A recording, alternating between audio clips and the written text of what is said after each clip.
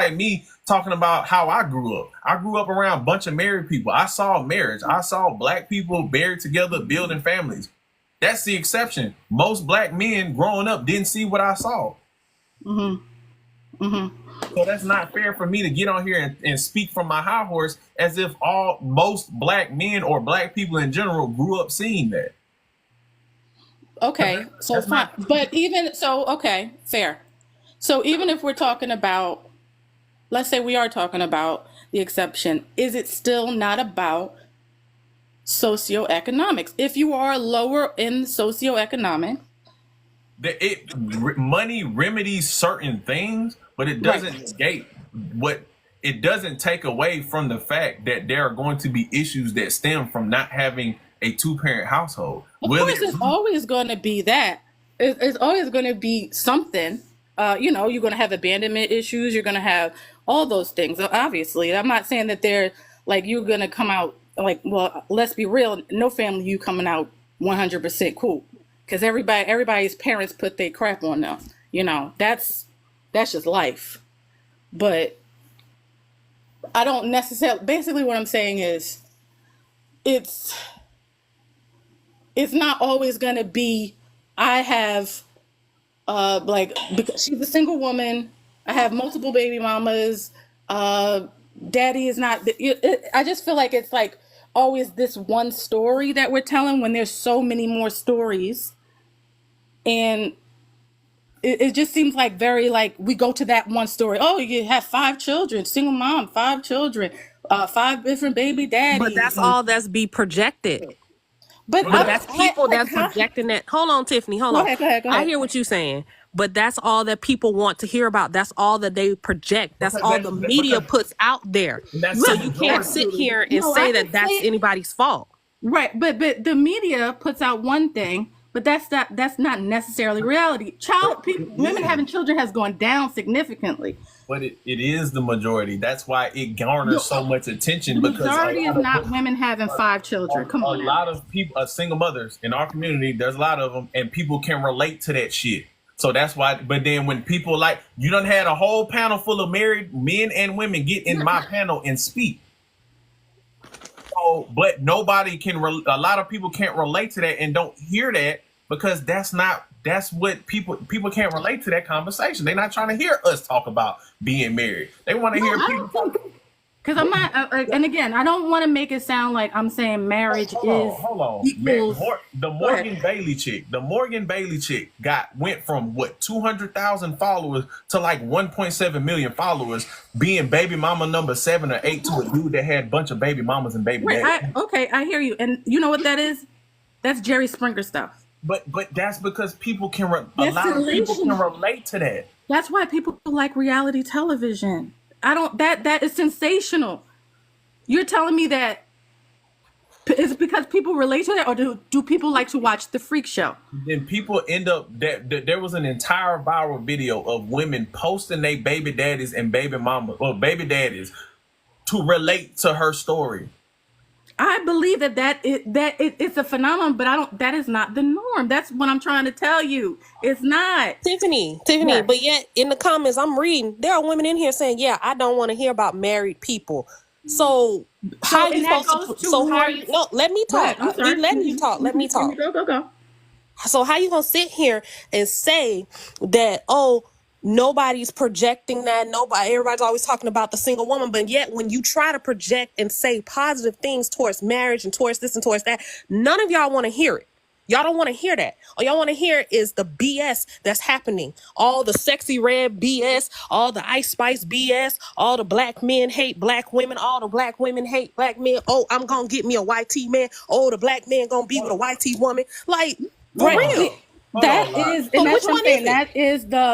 That's the same reason why people used to watch Jerry Springer back in the day. Look, hold on. Because your life is so much worse than mine, so I have to laugh at you and point at you. That's what that is. Okay. So you say it's not the norm. You say I think that's the freak show. I think that's the freak show, and that's what people are looking at.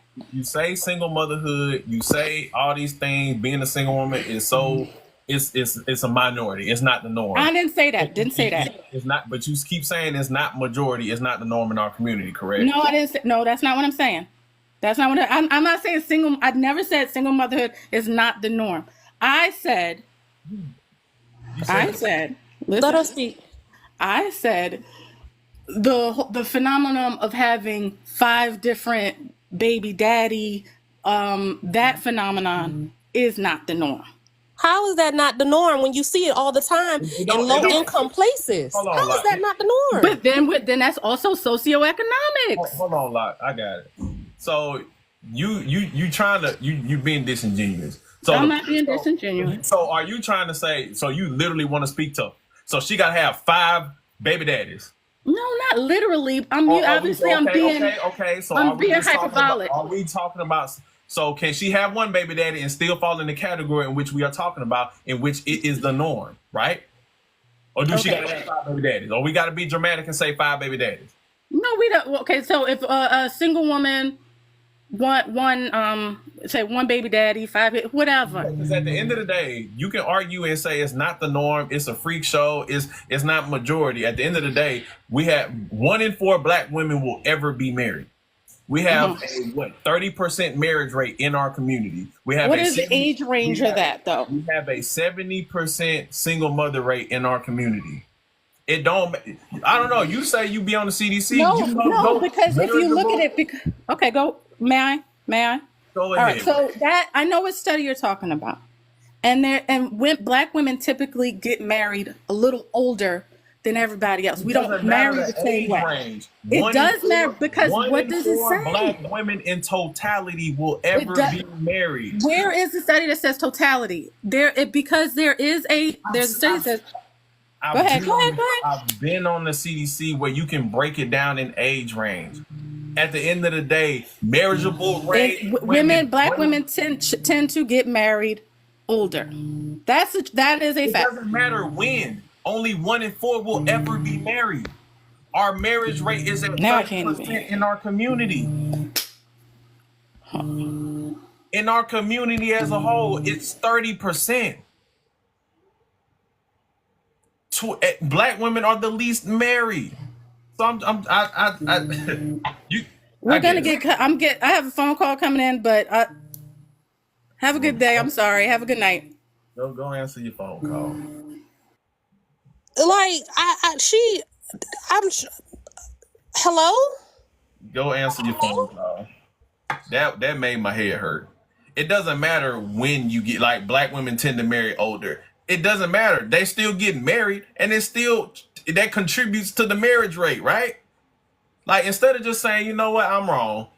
No, it doesn't matter. It doesn't matter when. You still got married. They're gonna put you into that percentage. Jesus Christ, bro. That's the shit I be talking about. And then when I'm hitting her ass left and right, throwing haymakers, I gotta answer my phone call. You wasn't worried about that phone call earlier. I've seen the CDC stats. I can't tell. That's not what I said. Everybody heard that woman say that it's not it's not majority. That's not the norm to be a single mother and have it. Right? Jesus Christ. But what's up, Janine? What's good, man? Hello, can you hear me good? Yes, ma'am. We can hear you. So, thank you for hosting this live, and thank you. Oh boy. So what I heard, because I think she started off with what she doesn't agree with, and I think what I heard from that woman, like a lot of the women, they don't want to face the reality of where we are as black women. So when I call this stuff out, they think I'm making it up. Like, they can't believe where we are. She didn't even know we were at the bottom. She thought we was above the Hispanic. So you got a lot of women who are and she sounds a little bit older, in my opinion, from what I heard. So even just that, just still being in denial, and they're spitting out like, oh my God, you hate women, but you're not, do you know where we're at? Do you see where we're at? Do you see the conditions? I also heard her she's another woman, what I heard, trying to normalize single motherhood. So we're trying to, again, forget the fathers. If you got money, the kids will be fine, right? We still want to break up the family because she came from a home where her mom was able to make sure she was good, so she thinks everybody else can be good. And we see but was mad at Cam Newton. Exactly. He got more money than all of them. So he should be able to do whatever he wants, right? Because yes, sweetness. Okay, 1 second. Just 1 second. Sorry, y'all. So that was again my issue, that we are trying to again paint this picture like we saw Ebony K Williams. She's a single mother by choice. She's going through IVF. Her child is going to be raised without a father. She even came out and said that she'll document everything. And when she's 18, if she wants to find him, she can find him. She'll give her the information. How dare you do that to your child, that she has to wait 18 years to find her? You understand what I'm saying? So we think money can replace this stuff. Money can't replace the emotional side of what you need for a father. And that's all I hear Black women say. And Ebony come from money. And if anybody ever watched the show and watched Ebony come up, that girl is sad. But she also said, though, did y'all see she said that she told women, don't do what I did. She came back and said that. Get your degrees and get your man while you're in college. She literally came back and said that. She said that do not do what I'm doing. Because this is not what you want, but this is where I am because of what I thought I can do. So I think it's, again, when I hear women, and again, for her, like I said, it proves my point of why they're upset, because they can't believe that this is the minority. I see kids, and it ain't always about poverty. I always want people to say that. I wish people thought Black people are not broke. Like, we are not out here just, we are poor management with our money, but we are not at the average Black people are just can't survive. They don't have money. Like, these kids are still coming from homes where their mothers make money because all they do is work, but they are still suffering because they don't have a father in a home, a stable home. Like, it's just the reality. So we can't just put it on, well, it's only because it's poverty. If they live in a good community, it wouldn't matter. No, it does matter. And I think it's, again, another way to dismiss the fathers. Another way to just say, forget the fathers, we don't need them. As long as she good, she got money. And it's like, but y'all not, again, it's selfish. You're not thinking about your children. What does your children need? Yes, you got the money, the God is in nurse. But what does you working all those hours replace anything? Because we get older. When we're young, yes, it's cool. Your mom brought you this. Your dad got you. All that stuff is like superficial. You think it's great. I got my new sneakers, my game. When you think about it, you get older. Was my mom at my game? Was my dad? Did he ever show up? Did he come to great? Like, you start thinking about those things when you start talking about your memories, and you don't have those. And I think women want to forget the fact that that's what's most important. The Black community is destroyed because we lost all sense of family. And these women are so selfish, and they don't value. That's why we see Black men value family more than Black women. They will fight, like you said. I will fight and do anything to keep my family. We will get bored and get irritated, and we ready to leave because we're thinking about our needs, not our children's needs. So you know what's funny is when they be like, because I have the intelligence to look at your content and say, like, well, she don't never talk to the men. She just, but your content is directed towards women. You're a woman speaking to women, a Black woman speaking to Black women. So they'll get mad at you for doing that. But then, when a man gets to speaking something about women, be like, why you with that? Myself. They'll be like, you over here arguing with women, going back and forth with women. You sassy. You need to address the men. Don't be talking about women. There you got a woman addressing women, and y'all don't like that either. That's why I don't give a fuck. I do what I want to do because they don't care. There's always gonna be a reason. There will always be a reason why they're not gonna receive a message. Why they're gonna have an attitude with what somebody's saying, whatever the case may be. That's why I don't give a damn about tone and delivery. I don't care about none of that shit. I don't care about changing and trying to, because the people that will get it, and the people that don't, fuck them.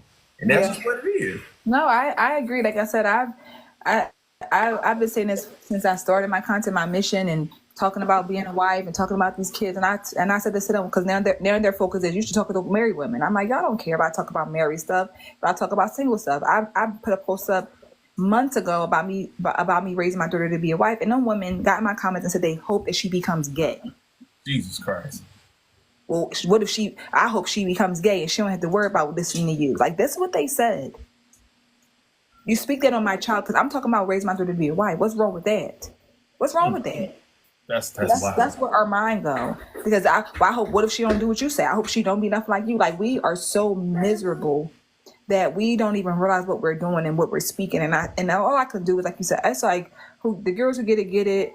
This showed me how much even more support that I have that I didn't even know that I had from creators. So to me, I look at it as, I'm glad y'all get me out there. People who have never seen my platform, great. They take me places that I never even imagined. And I always say I didn't know it would be in this way, but I truly believe, as I've been saying for the last couple of days, to inspire everybody else.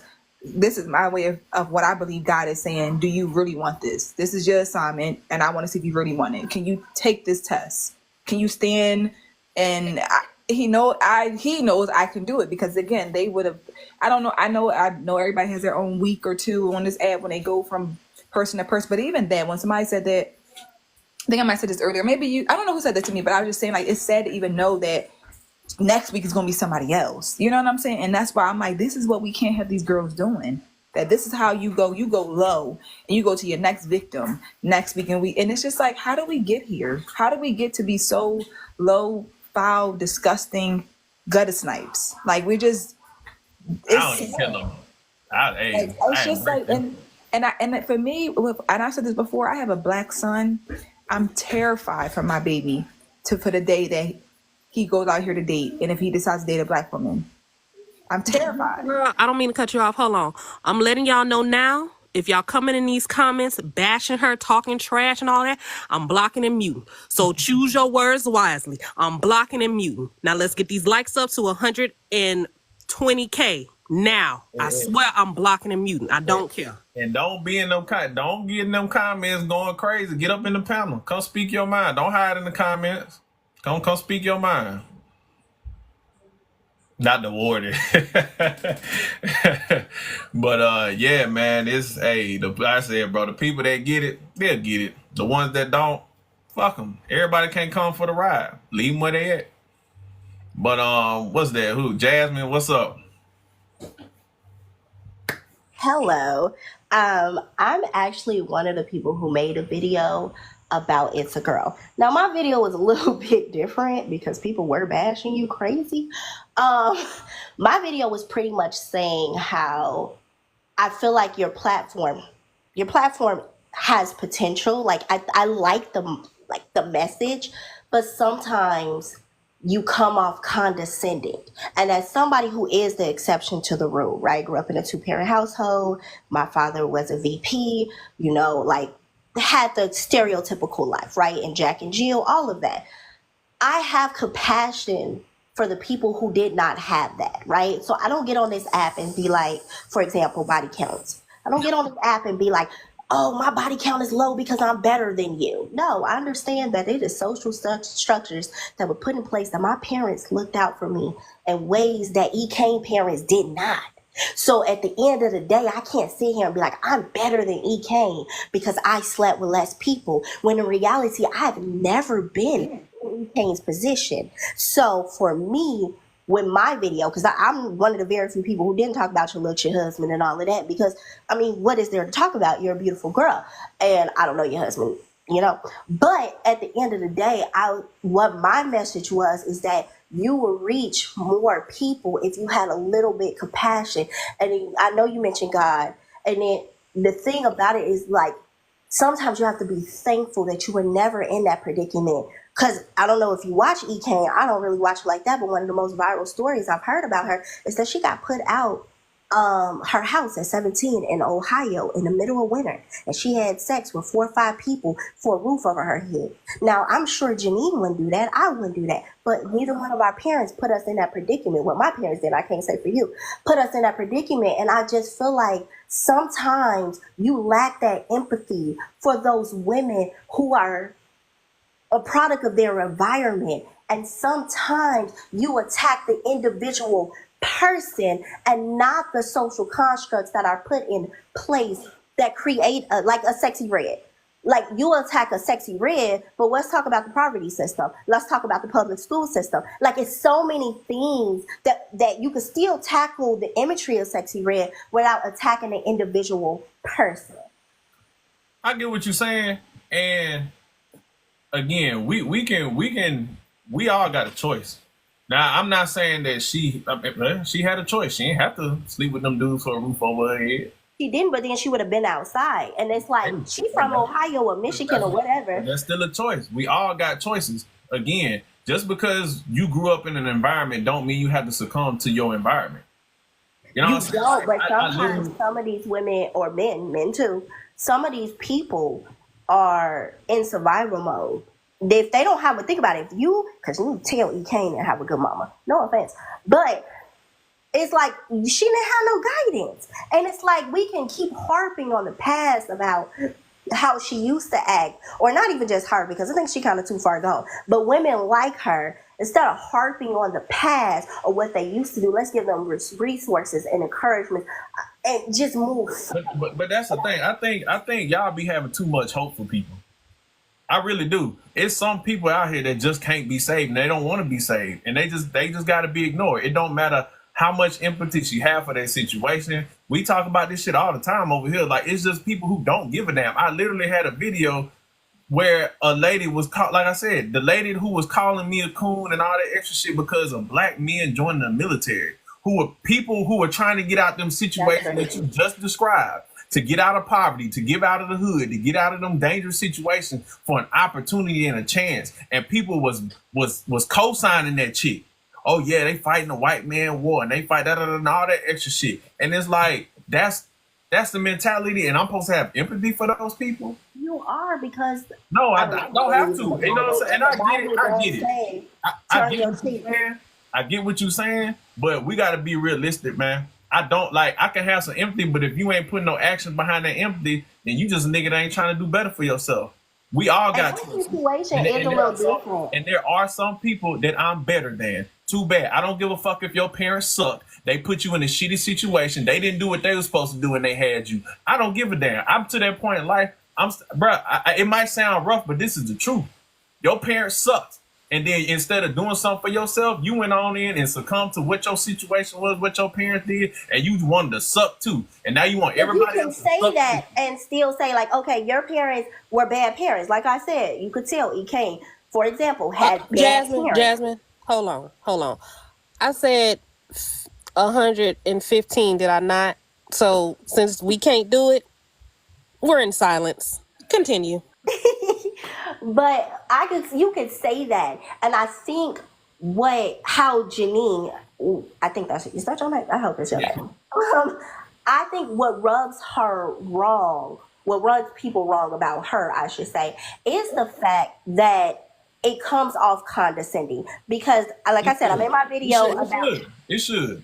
I made my video about JustAGirl, and a lot of people brought up in the comment section like, oh, I think this is interesting. I thought you would follow her because we have very similar content, very similar thoughts, but we approach it differently. And it's like, yeah, I will say I've seen some of her videos. Some of her videos I don't agree with, but I have seen some of her videos around marriage because I don't want to be married, but I also don't want to have kids. But the women who do want to have kids should definitely be married before they have those kids. So I understand that, but sometimes it's not what you say, it's how you say it. And the first thing about quote unquote arguing, or if you ever been in a debate, is you meet people in order to reach people, you have to meet them where they are. You can't expect to make a statement and have people elevate to you if you're at a higher level. And I think that meeting people where you are is where she lacks at. And then, I ain't gonna say black women. Women are cruel. So they're gonna attack her looks. They're gonna find her husband, talk about her husband and all of that. Now that's uncalled for. Like, I didn't marry him. I don't care what he looked like. They ain't got nothing to do with me. But at the end of the day, it's like, that lack of empathy, the lack of trying to meet these young girls, what they're on social media, because I don't know what she does outside of social media. She'd be totally different. But on social media, it appears that she's condescending. She thinks she's better than everybody because she's married. And it comes off as a bully. Well. Hold on, Benny. Before you answer, I'm going to just say this one thing. We are not here asking for cash apps, money, anything. Likes and shares are free. If you want to give, you can give. But tap the screen. It's too many of y'all in here not tapping the screen. Y'all all in here because y'all say y'all came for Chad. So all you Chad lovers, tap the screen. Now I'm going to turn these comments back on, but tap the screen. Next life goal is 125. Thank you. Hey, Respond, Benny. What's that? Can I respond? Yeah, go ahead. My only question to Jasmine is, and this is my issue with women. She said I saw the video, someone shared with me that she said she blocked me. And it just perpetuates the idea that I'm blocked. You make a video, you make another video. And it goes back to like, I just don't get why we don't. If you don't like my content, I wouldn't even be speaking about me. That's number one. Number two, I think this idea of, and I want to make sure that you know this about my content, Jasmine specifically. My content on TikTok is geared toward the women. I'm not talking to young girls. I'm talking to the women about how we can be better influence on young girls. So let's make sure that's clear. I think everybody's this idea for the people who are taking little think pieces, quote unquote, and they're saying, oh, she's talking to young girls. And I'm talking to y'all because we are the examples. And that's what I've always said, but y'all don't know because y'all don't follow me. Y'all only watch little bits and pieces. But if you actually engage in my content, I've always said I'm talking to women on this app because we are the examples to be better influence on these young girls. That's my whole mission. My mission is about them, but we got to get through. We have to be the ones to show them different. They can't keep looking up to Sexy Red. And even like that, I attacking a person. I've never attacked Sexy Red. I've used her as a reference and we go into a video. I've never attacked E-Kane. Use her as a reference and we go with the video. So we get too personal, like you're attacking E-Kane. I don't know E-Kane attack her. My video may say that, how do we as women subscribe to her and we love her, but we don't want to hear what somebody has to say who's not like her. So that's always, we get caught into the, oh, you're condescending, you think you're better, which I think, I'll say this again, I think the women who say that is just your perception of me. That's your projection onto me that you think I'm better. So when you say that, I've never said on here and said I'm better. I've also never, ever, ever told any woman that they're less than because they're not married. I've always said, if you want to be married, you should please value yourself enough and require marriage. If you want to have kids, I've said women who want to have kids without a husband, without a man, they're selfish. Like that's what it is. That's my opinion. And I'm also looking at the effects of what it is. So I think when we get into this, you think you're better.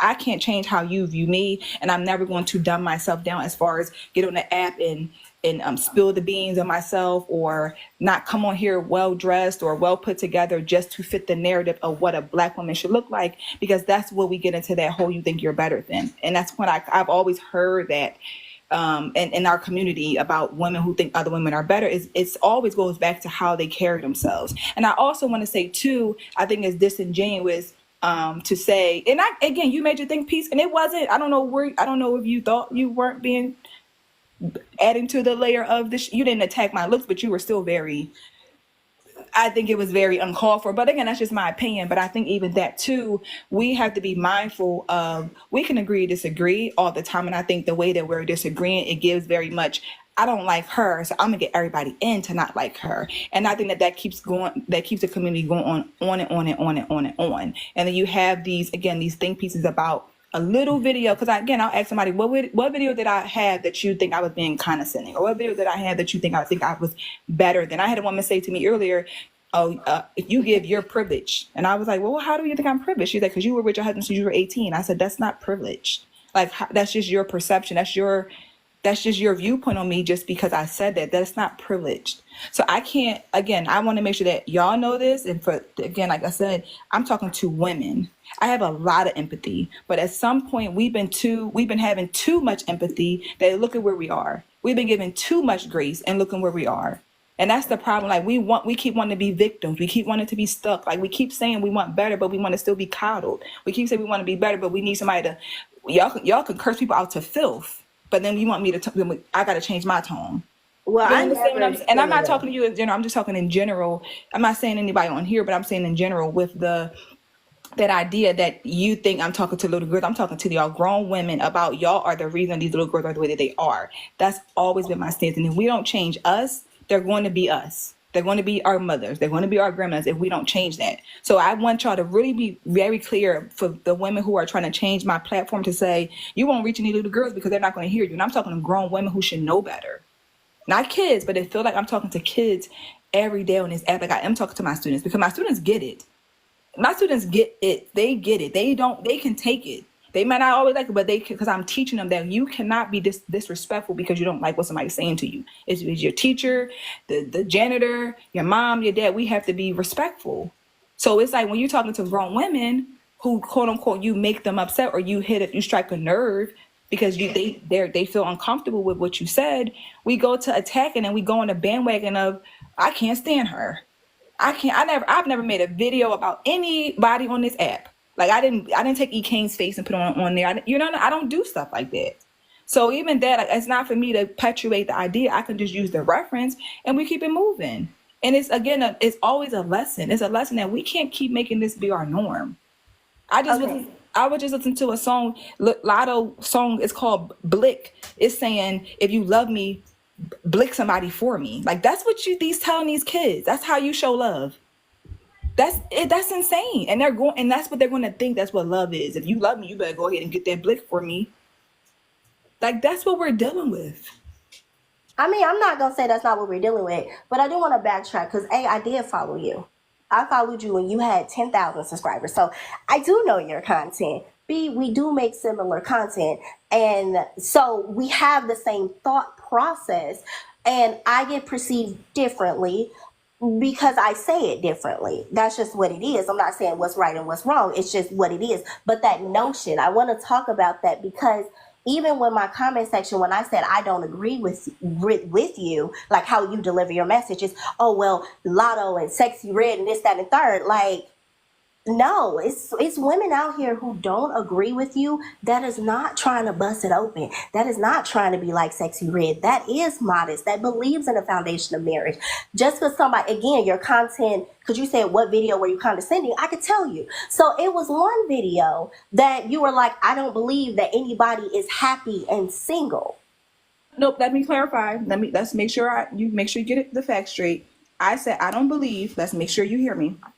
That a woman who is happy, healed, and healthy would choose to be single for the rest of her life. Exactly, but who are you? That's my opinion, though. That's just my opinion. That's your opinion, but your opinion is about other people's lives. I can say I don't believe that anybody who got married at 18 is still happy with their marriage in their late 20s. That might be an opinion, but that is an opinion that I don't need to state. You know why? Because I didn't get married at 18. So if you or anybody else who did is not happy, that's not my business. That's the thing. It's like you have such a platform where you can do, even on this beautiful Saturday, some of the last few Saturdays we have, you could do a get ready with me. You're a gorgeous girl. Do a get ready with me. Show marriage in Go a look at my way. profile. Go look at my profile. I've seen them. That's No, what go I'm look at my, because since you blocked me, because go unblock me and go look at my profile. I've right? seen it. You do it sometimes. So again, But so this is what I'm hearing though. What I'm hearing is marriage. What I'm hearing is you want me to do what you promote marriage. You want me to do what you listen to what you want me to do what I want you. You want me to do what you want me to do, and I'm not. So you're telling me go but please you get ready with me. I don't got to do get ready with me. I don't need to do what you want me to do on my platform. Again, that was my opinion. It sounds like what everybody doing with Keith Lee. Right, it's my. I gave you said you basically I can give my opinion. If I say oh I blocked her, and then you said you saw my video, I didn't dogpile on you. I didn't dogpile on you. I just said your obsession. Like, why are you always talking down to single women? Like, I don't. That's your opinion. I gave again. You just told me I can't give my opinion on my platform. I can't give my opinion because it makes you upset. That's what I heard. It doesn't make me upset. See, why do you care then, sis? I care because you're in a school with children and you're around. Why are you worried about my students though? Why are you so invested in my students? Do the best. Why are you worried about why are you worried about my students? My students are fine. They have no issues with me. You're saying it doesn't. You're worried about it don't bother you, but you worried about my students. Let's make it make sense. I'm worried about the little girls. I'm worried about. Oh, you worried about the little girls? Who are in systems? Yeah, I am. Okay, great. I am too. That's the condescending about it. It's like absolutely. You have such a moral complex, and it's like. I would be nice. It's just a moral complex, and it's like I don't know if you grew up in a 2-parent household. I don't know your background, but as somebody who grew up around people, it just again, I just make this very clear. What I'm hearing is come off fake, I'm not doing what you want me to do. No. Let me just say this. You just seem fake to me. As somebody who grew up in JustAGirl, someone who grew up with the links, it gives me very much you're trying. Oh, okay, great. Cool. Your opinion. Oh, great. It was your opinion. You're mad that I have my opinion. No, sis, you just told me I couldn't give my opinion. I didn't say that you couldn't give your opinion. I said, why would your opinion be about something that's not relevant to your life? Why are you bashing single women When Again, single women and single women who bash married women, I talk about them again. too. Single women do bash married But women I all talk the about them time. Oh, too. I but get this is what bashed I'm all the hearing, though. time, She's telling me Jasmine. that I But can't use why my is it? platform No. the way that I want to. I got. She got to go. I don't bash anybody, y'all. I've never bashed anybody. Yeah, What I I'm got hearing you. is this woman wants me. You heard what she just said. This Saturday, go do some get She ready with gotta me. go. She got to go. How you want two people to do with my platform? Do get ready with. That's what they want to silence us. They want to silence us from, like, she can go do get ready with me, but she's going to tell me you should do this the last Saturdays, and she's trying to gaslight. And like I said, it's this idea that we can't speak out. So what are you doing speaking about women, single women that got nothing to do with you? Because we're perpetrating this idea that be single, sleep around, do what you want. You could be happy by yourself. It is not healthy. That's it. She had to go because it was starting to get back. I don't do that over here, so she got to go. That said, you can't make somebody do what you want them to do on their platform. At the end of the day, it's their platform. You can't because again, nobody polices the women who have platforms that sit up there and bash men all day and talk about niggas ain't shit and all that shit. Y'all don't go tone police them. So if that's the case, don't come and try to tone police and page check somebody that you disagree with. Like, if she has a platform that's different, that's her platform. I don't get what's so hard about ignoring shit you don't want to look at. It's like we can't ignore what we don't want to look at. Or if you have a comment or an opinion on that person, be willing to back up and stand 10 on your opinion or your decision on that person. Whenever I stitch a video of somebody, I'm standing 10 on whatever the fuck I just said. And if that person got a problem with it, by all means, make your video, come in my live, disagree. But I'm not gonna force somebody. I don't know. But yeah, that was getting bad. I wasn't about to have no back and forth bickering. We don't do that over here. But what's good, Chad, bruh? You missed the other live the other night, bruh. But you was busy. Yeah, my bad. That was a good one. That was a good one, bruh. I think you would enjoy that one. But hey, man, what's good?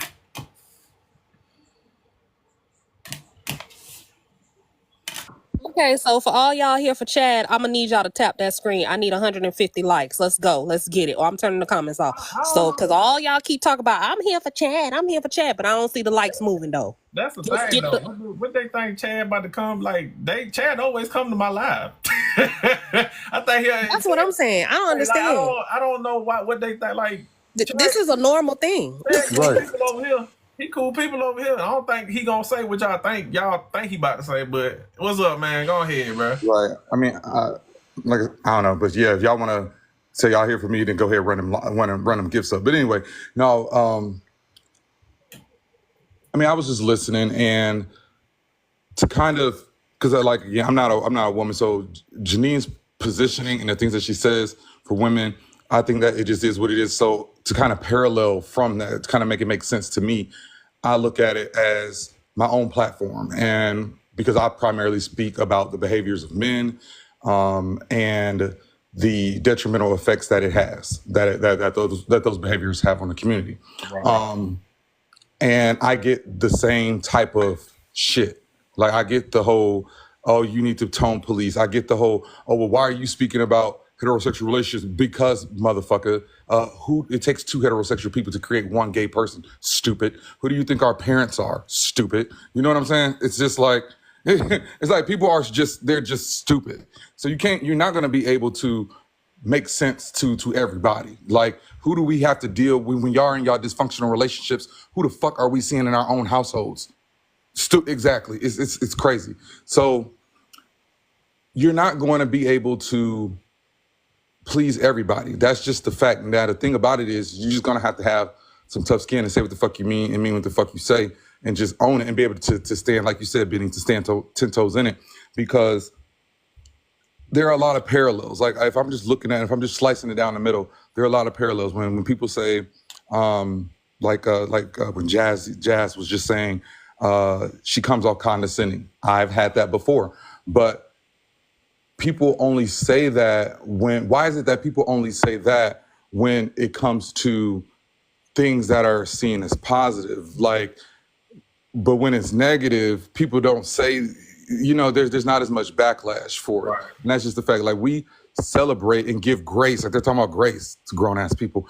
But we give grace to the drug dealer, and we give grace to the dude who went to prison because of the system and all this other stuff. But we don't give grace to the dude who grew up in the same neighborhood right next door to him, who made the choice to go to school and go to work instead of selling candy.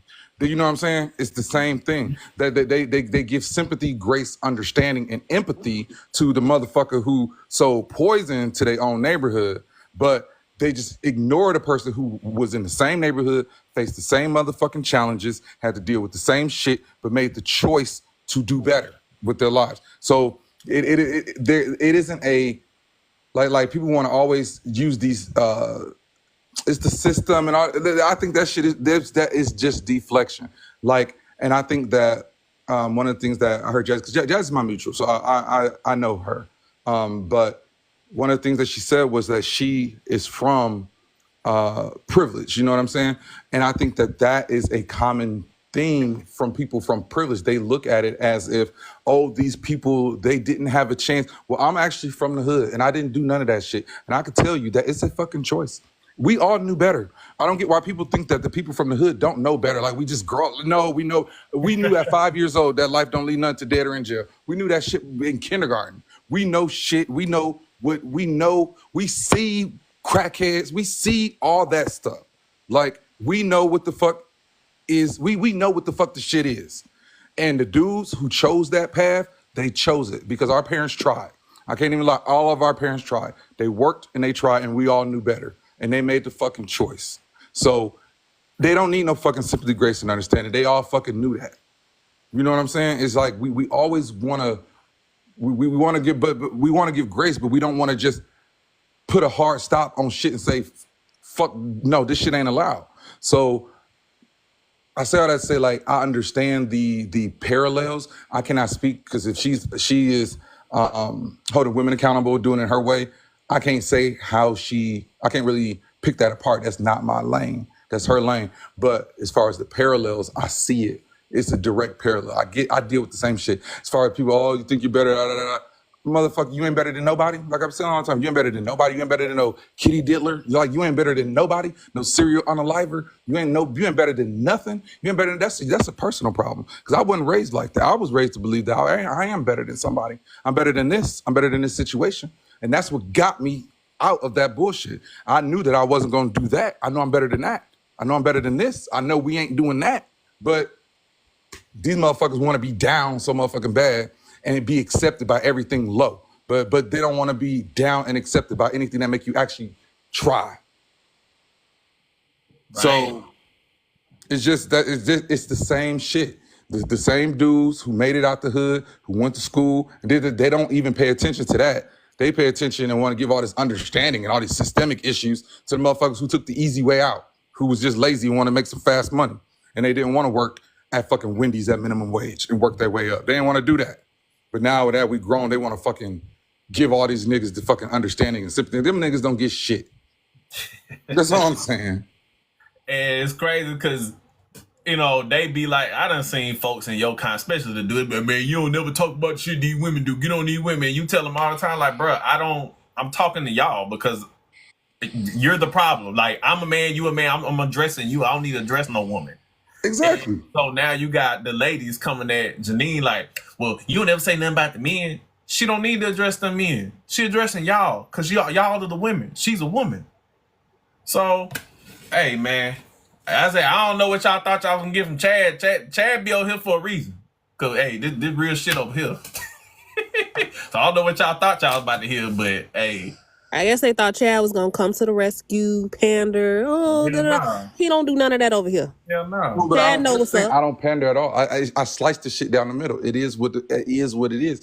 But if I'm talking about men on a specifically male issue, then, you know what I'm saying? It's that I see the shit both ways, but at the end of the day, we still have to look at it as if you're going to say you're the fucking leader, then you have to accept fault. Why are we doing this whole it goes both ways, shift the blame shit?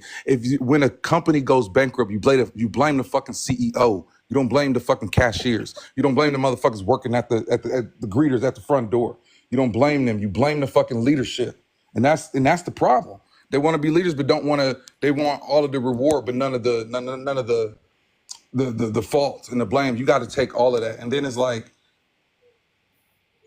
yes, the father in the home is important, but you got to look at the quality of the father. We don't really focus on building men up to be better men. I had a fucking dad who lived in my same damn zip code. I could walk to his fucking house, but my dad, who was in my life, you know what I'm saying, but. My dad had me when he was 38 because my mom was and he was married, but my mom was that little young 23-year-old that he had to have. You know what I'm saying? So I can speak on that shit because I'm the product of that. My mama was his girlfriend and he got this young 23-year-old pregnant. You know what I'm saying? Like, and my mom had me at 25. You know what I'm saying? So it's just like, I know that dynamic. I know what it's like to have a dad that literally lives right down the street because he wasn't disciplined enough. Even though he want to do it himself and have all these different women and all this other stuff, I know the effects of that. I know the effects of having a dad that just want to focus on all the chauvinistic, be a man shit. Yeah, but and the effects of that is, nigga, when that woman that you was trying to leave, when she popped you in that driveway. And I saw your body on the ground, I didn't even cry. I didn't cry at your funeral, motherfucker. I went to work. So it's just like, y'all want to talk about like, oh, having a dad is, it's more than that. You have to Chat, hold up. I am shook. Who are you talking to? Oh, I already blocked that nigga. Anyway, Who? Oh, I don't really come. Where you at? Who did he say? Cause I talk to him. You talking about you using a woman, pit bull, to push your algorithm. Who the you talking to, bruh? I'm using I already blocked that person. You talking about me, Chad. Oh. It's not giving pit bull over here, honey. This is all woman here, honey. He gone, like, he gone. I don't block him. Yeah. But it's just like, we got to focus on like making men better. So when I'm looking at that as parallel to what Janina, if she's focused on making women better, if that's the way that she sees fit, then that's just that. Because I do it my way. I done had plenty of pushback. I done been on this shit for like almost 2 years. You know how much pushback I done had?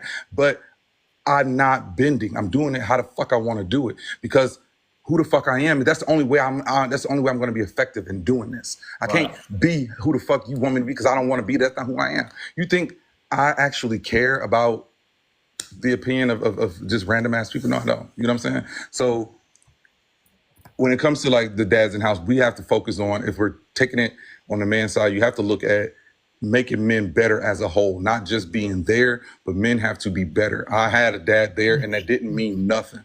Didn't mean nothing to me. Like, so it's more than just that. Dad's presence is important, but the things that men lack, such as that emotional things, that I never had that. I never even felt sorry for my own dad. And that's it.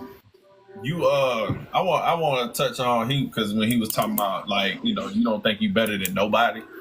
You've been walking around this whole time. You don't think you better than nobody. I always subscribe that to, especially in our community, we always want people to be humble. I ain't never subscribed to being a humble nigga. I'm sorry, that's just not me.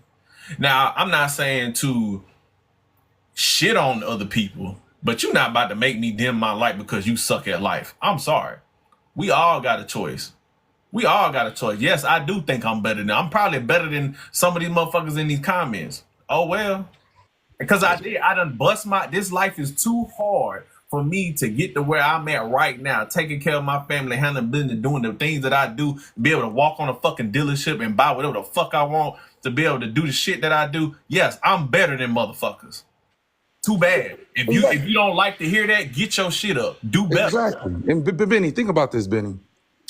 If out of all the disgusting, slanderous, hurtful shit that they could say about you, if the worst thing that they could think of is you are better than them, you think you better than them, I'm not about to argue that. You could have called me anything in the fucking book, but the worst thing you could think of is I think I'm better than you. I'm gonna let you have that one, motherfucker. I'm not about to argue against you.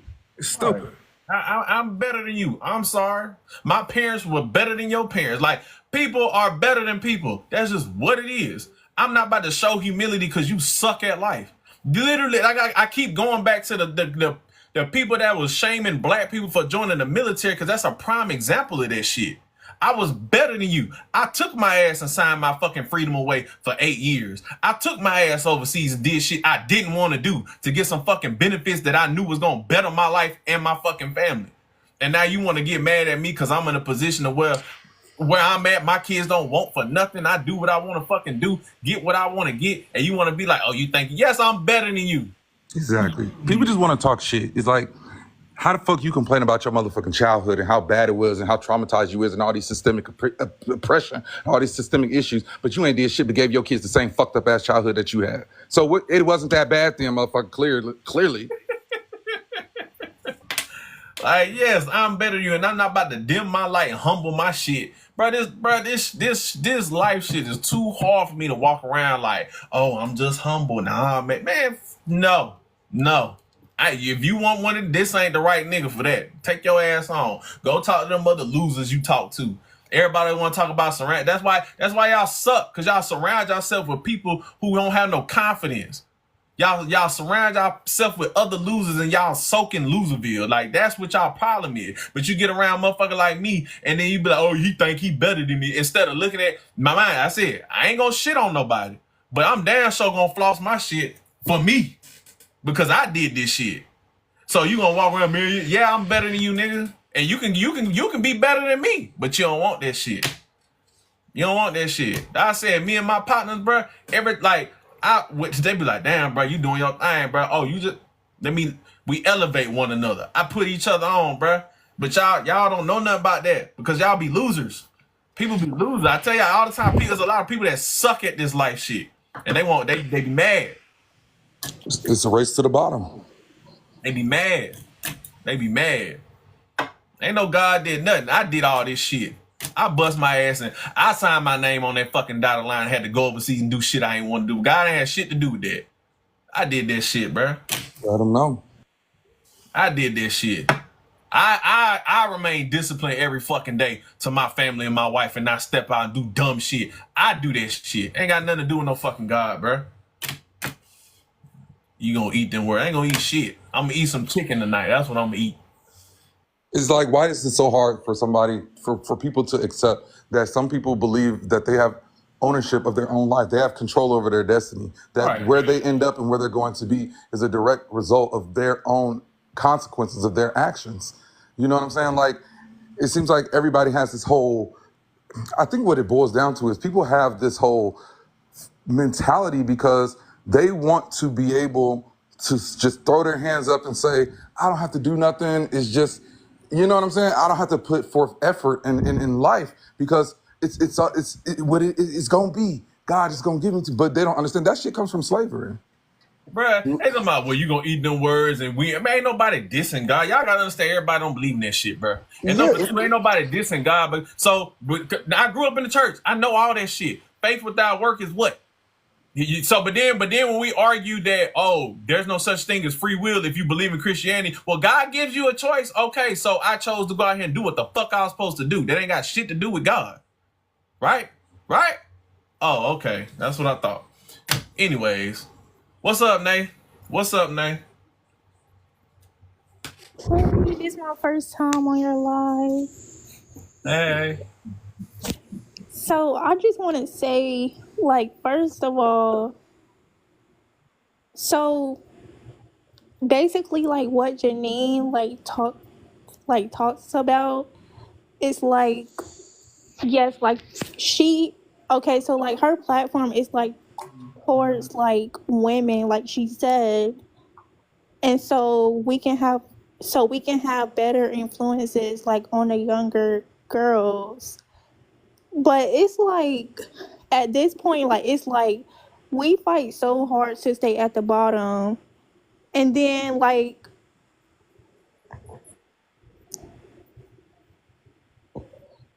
they also make videos, like, stitch her videos and make it, like, also towards her husband. And it's like, you can agree to disagree, but that don't mean like you have to throw insults or come like for someone's family or husband. Like, it's just, it's so immature. Like, and I don't know, like, why, like, I don't know why so many women like want to whine about how they don't like her content, or they say like, oh, I keep seeing your video pop up, like I thought I blocked you. Like, no, you didn't. Like, y'all want to keep watching her because you know like some of it is like true, but it's like you don't want to watch. But it's like you don't want to block her. So yeah, like we really don't have to watch stuff that we don't agree with, or we feel like it don't align with us. Like, if you don't like it, then just block the creator. Right. But yeah, like that's just really what it is. So somebody talk about like correction and stuff like that. It's always seen as like judgmental or bashing, or well, you think you're better. And also, like, she never even said anything about no body count. Like, what she said was, because they were like coming for her husband. And so she made a video and she was like, so was I supposed to like sleep around with a bunch of men? Because it's like, okay, so I have a family, and it's like you're saying I'm better. Like, I think I'm better. So was I supposed to like have a 3 or 4 phase or what? Yeah. Like, That's what they think. Cause that would put you on their level. They want just like there are some men, there are some women out here who have the discipline to do that. Be with the one man, to do what they say they want to do. And when they see women who don't do that, they want you to be on their level. right. So that's really what it is. Yeah. But like these women hate her so much. Like, I don't know why they just won't block her. Like, I mean, like, you can agree to disagree, but don't be coming for somebody's family. Like, and then you're trying to say that someone is miserable. Like, you might be miserable. And it's kind of like the guys that tell, spread the rhetoric like, oh man, all men cheat even if he married. And I'm like, no, speak for yourself, because you lack the fucking discipline not to go out there and step out on your family and your wife. Because I don't do that. I'm not saying, and everybody done heard me speak on that before. I'm not saying that there's not temptation. I'm not saying that women don't, because women don't stop hitting on you. If anything, they hit on you more when they see you married.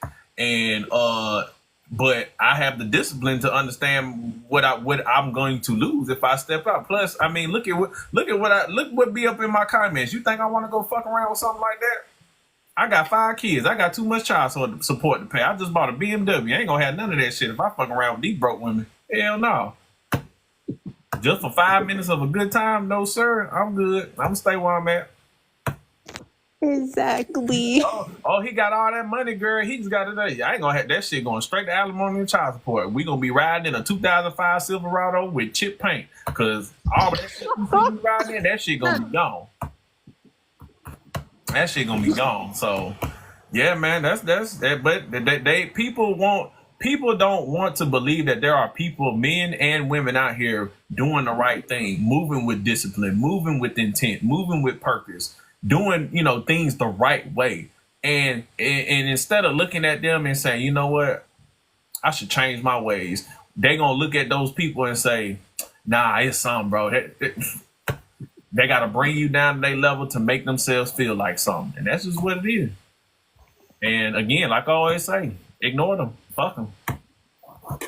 And here's somebody miserable in the comments talking about, I wonder if her husband is cheating. Like, that's all they say. That's my point. They assume every man that's with somebody that they look like, they assume everyone, they always go to the worst. You know what I'm saying? That's what I do when I speak the way I do about marriage, because they always speak about the negatives, but nobody's speaking about the marriages that do work. Nobody's speaking about the women that are being taken care of. They're not speaking about the men who are being taken care of by their wife or whatever. They always want to go to the Rashida and Kirks and be like, yep, see, that's why I don't want to get married. But they're not going to point to the Denzel and his wife and say, you know what, that looked like a good marriage to me. And Samuel L. Jackson and his wife. Mind you, remember she was with him when he was on the D. They're not gonna point to that. And she still stuck by him and helped him get through. They're not gonna But point to that don't matter, right? No. They want Kirk and Rashida. They want, with Love and Hip Hop, Take Off and Cardi B. That's the shit they want to look at, because that's what reinforces their negative thoughts and stereotypes about what they're fearful of doing, because they lack the discipline to go out there and get what they say they want. And that's just what it is. Who is they? They. Who is they? They. If you are they, then it landed on your landing strip. The plane landed on your strip. They. If you are they, you know what it is. If you felt the need to be who is they, you are they. You they. That's what it is. You they. Like it's always, like the old saying is, if it don't apply, let it fly. So if it didn't apply to you, you didn't need to say nothing. They can't do that because it's stuck. They say, oh no, something up in there. You're they, motherfucker. But go, my bad name. But yeah, let me appreciate one more thing. Like, you got something else? Like, well, maybe they do need to listen to these married women, because like these women, like, they be so bitter, like they think all men cheat. So maybe you need to listen to a married woman who did it right. And then you saying like, oh, like, I wonder if her husband cheating on her. Like, just because you attract somebody who keep cheating on you, that don't mean that they getting cheated on. Right, exactly. So, but yeah, I'm gonna bring somebody up now. I appreciate you sharing that, Shawty. Appreciate you. Talking about who is they? You. Fuck that you. You are they. Like, god damn, boy, that boy. See, you I just popped into the crowd and it hit them hot boy. Hit them dogs, boy. Every time. Who else we got? I'm gonna bring, because she was saying something. But who that? Shawnee? What's good, Shawnee? All right, hello. Hold on, Tanisha. Shawnee, you there? Going once? Going twice? Bye-bye. Alright, who else we got? Glenda been in here for a minute. I'm gonna bring her up. Is it coming up? Yeah, alright, cool. She up. I'm bringing. Cat Velez, how you say that? Yeah, that's me. How y'all doing? What's up? How you doing? Okay. Hi. I like what you said about the military. I was raised by my mother and father, and I had 4 brothers, right? And I thought I was the girl. I was just going to go to college. As soon as I graduated from high school, he sent me to the military. We all had to go to the military. Oh, dang. Because we all had to pay for our education, and we all had to buy our own homes. He was not playing. I thought I was going to skate because I was the girl. But, and I like what you said, that because, we do all have choices. And speaking on choices, I'm one of those women that's happy, child-free. I'm not single, but I don't want to get married. Yeah. And that's my choice. And I'm trying to understand how when people say, like, they don't understand it. I know at 15 that I didn't want to get married nor have children. Mm-hmm. So, and I have 11 nieces and nephews, and it's just a weird thing, because it's education is important. And what made me saw her video when she said that women shouldn't get educations and should seek marriage, and single women are not happy, but that's not true. That's really not true. I'm a very happy person. So to your point, I'll say that, but you really actually live the life that you say you chose. You know what I'm saying? A lot of women and even men, they say, oh, I'm single by choice, but their actions don't align with that. You know what I'm saying? Like, they go out like, oh, I'm single by choice, but you got 3 kids by, I see. You know what I'm saying? Okay. And, or, I'm single by choice, but you actively date and you want relationships, they just don't work. Mm-hmm. You know what I'm saying? Like, if you single by choice and you're genuinely happy, you have no issue living your life and being child free and carefree, relationship free, and just enjoying your life. But a lot of people don't really do that. They do it because they don't know how to get the relationship they actually want. Or nobody wants them because they really ain't worth a damn. Well, I have a man, so I mean, like I just don't want to get married nor have kids. And he understands that. He understands that. You know what I mean? So it's just, but just to say that we're not happy, and education is you should not focus on education. You should worry about getting a man. I just don't agree with that.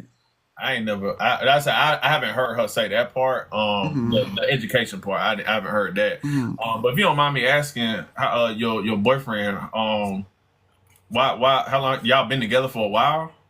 Oh, just about going on a year now. Okay, so if y'all were to continue moving forward, like what's your reasoning for not wanting to be married?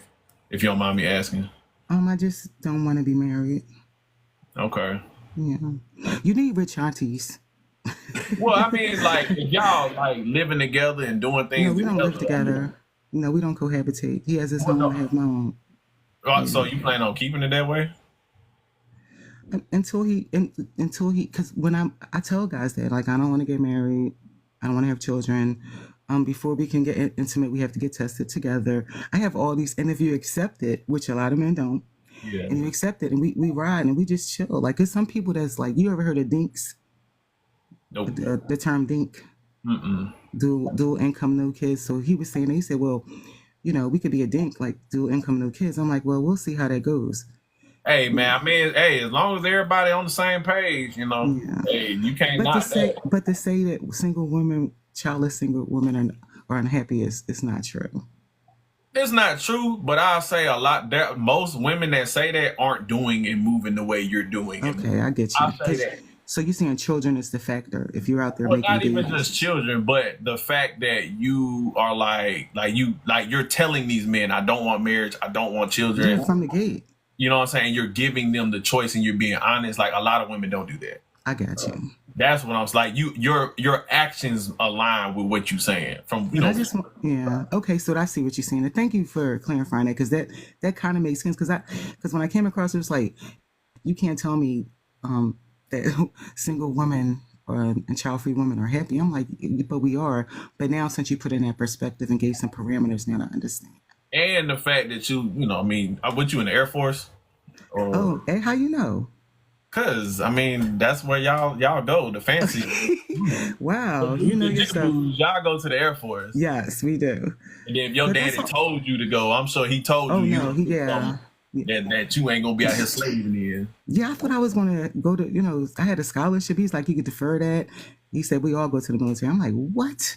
So but, I mean, you know, I was mad at first, but it was the best decision ever because of all the benefits that, like you said, as far as education, housing. You know what I mean? So I would have never, if I would did another track, I don't think I would have been able to achieve you know, that. I might have could have, but it wouldn't have been as beneficial for me joining the military.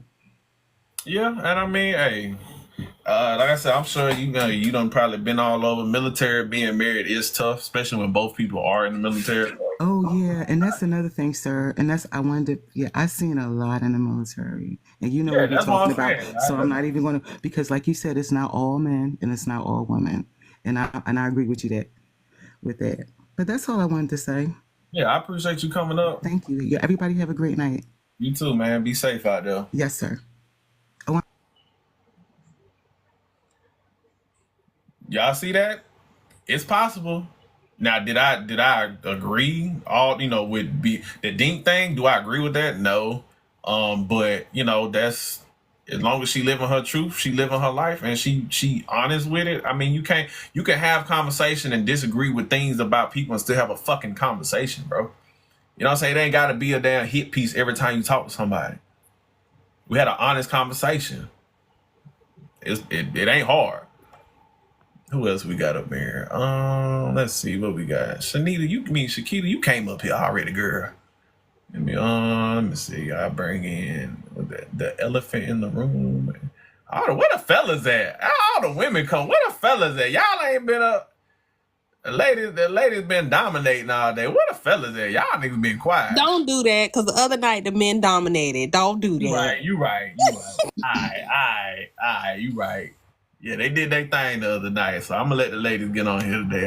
Hey. Which Chad you missed, because that was a good live. That I was a know, really man. I good should. live. I just, at night I do a lot of work and shit at night and traveling in at night.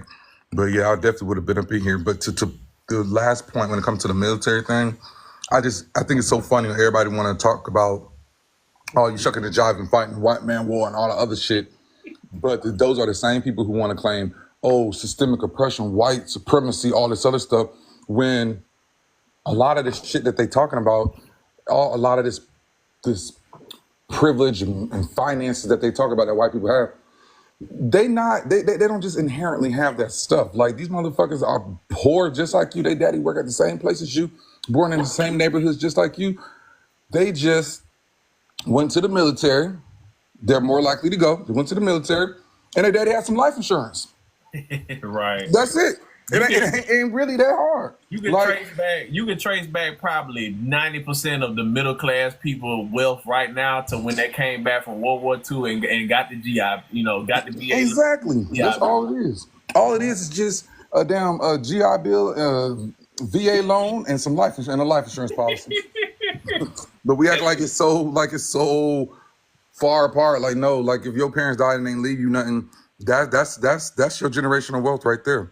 Like, because their mom and daddy died, who's working at the same place as you, but they daddy died and left them $300,000 life insurance policy that they use to put down on a $500,000 house. So now they paying goddamn $1,600 a month for a damn $500,000 house, but you paying $1,600 a month for a 1-bedroom high rise rent. Even that, bro, they done left them a $500,000 life insurance policy, a paid off house, a car too.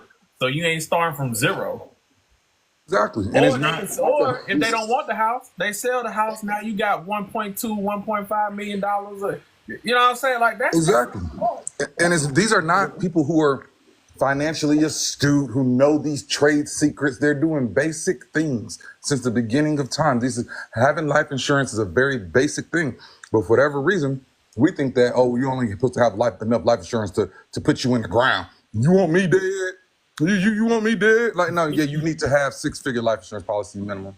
They want to get like 10,000. Don't put that on me. We ain't gonna. Right. You want to put that on me? You wish that on me? You want me dead? Shut up, motherfucker. You just want me in the dirt to get my money. Exactly, motherfucker. You ain't even paying for the policy. I am. So shut up. But it's that. It's the mentality, though. Yeah, definitely. Who we got? Tanisha, what's good? No, I'm good. How y'all doing? Hey man, we up in this thing tonight, man. Yeah, I'm trying to see what exactly is the topic about because I'm on here. I got on, then I got off. I'm like, what in the world y'all talking about? I don't know. The main topic was the fake sisterhood and everybody coming for Janine. And as with everything in my lives, we just kind of started just drifting. Okay, I don't think Janine, I don't think I know who that is. I really don't think I do. I don't know who that. I don't even think I know who that is. Oh, okay. Yeah. Oh. Yeah, I don't know. I don't know. But yeah, but I did want to touch bases up on what you were saying about the military. Now, the military. Now, unfortunately for me, I would have went to the military when I was like 18 or 19, just about 10 years ago, but I couldn't go due to my medical condition. I would have loved to go. Mm-hmm. But what you were saying, also what you were saying about, you having confidence in you going up out here and you chose the path that you want to go down. You basically made like you had free will. A lot of people are not, I don't know, I guess a lot of people are not there mentally where they feel like they got to have somebody to tell them what to do in their life. They really do. And I once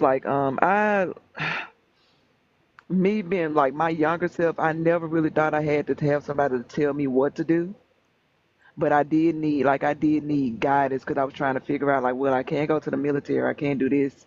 Like I can't do this. I would like to do that, but I was kind of lost in a sense. But I still I still was a disciplined woman. Still a disciplined woman. Still one to this day. And I got caught up with hanging around losers. Yeah. People that were not going anywhere. Yeah. And that goes to what I was saying earlier. Of surrounding yourself with people who you aspire, you know what I'm saying? Or you, I don't say aspire, but you know, you like, okay, I see what you're doing. Like I can benefit from the things from watching you or seeing what you do and how you move. Cause that if you surround yourself with losers, it'll drag you down. Like, Cause I seen my sister. She married her husband. That man dragged that girl all the way down, and I told her, I said, Tierra, don't do that. Do not do that. I cried. I begged that girl not do that. And now yeah, I'm at the point to where I got to go and help her out. And I was just thinking about this situation, and it really frustrates me. It really does. yeah. Hey, it be like that. But yeah, man. It is what it is. Surround yourself with good people. Yeah, and Yeah. part of being an adult is, I think a lot of adults don't realize that you're responsible even for what you don't know. Yeah. Cause You're don't still nobody responsible for remember. that. You still will feel the effects of that. Like, just because you don't know or you didn't know something, you can't say like, "Oh, it was a system." I don't know. You did not know. And then especially now, you can't even try and educate these motherfuckers. They want to argue all the time. All day. Absolutely. Absolutely. Yeah, They they want to really argue every do. single thing. They really, really do. I know, like, cause I'm like, we're taught from a child on up how to carry ourselves and how to act, but it's like the minute these kids turn 18, it's like they start acting how they want to act. So you can't really blame the parents. You can't Yeah. blame the parents at all. All you as a parent, I mean, you have some blame, but you know, it get to a certain. Well, I'll say this: it's the parents' fault up until that child get to that point where they start, because you know, kids eventually make their own decisions, start developing their own thoughts, and they stop giving a damn about shit that you say. So all you can really do after that point is just kind of guide them and just hope for the best. That's really like once they get to like like eighth grade and moving forward, you really just gotta hope and pray that the principles and the things that you instilled in them in their younger years holds true. But eventually, they're still gonna grow out on their own. They're their own people, and they're hopefully they just come back to the things that you taught them, and they make the best decisions. And and you know, do I, you know what I'm saying? But that's why I don't get so caught up in uh a lot of things, because I know what I put into my children, and I'm not going to stress myself out running up behind a kid that knows better. They're going to make their own choices. You know what to do. You know right from wrong. I'm here to support. I'm here to help, but I'm not about to run myself in the dirt behind a kid that don't want to do right.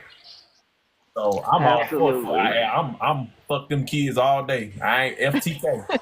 I grew up, my cousins like that. My first cousins, we were the same exact age, raised the exact same way. And I got cousins in jail literally for life for unaliving people. Like, I did a whole thing on it, made national news, made the like first 48 type shit. Like, but we all knew better. They made their choice. And I think a lot of it, when it comes to at least males, is making the choice to follow along with that toxic male culture and aligning yourself with that versus standing on your own and listening to your own morals and the shit that's really you.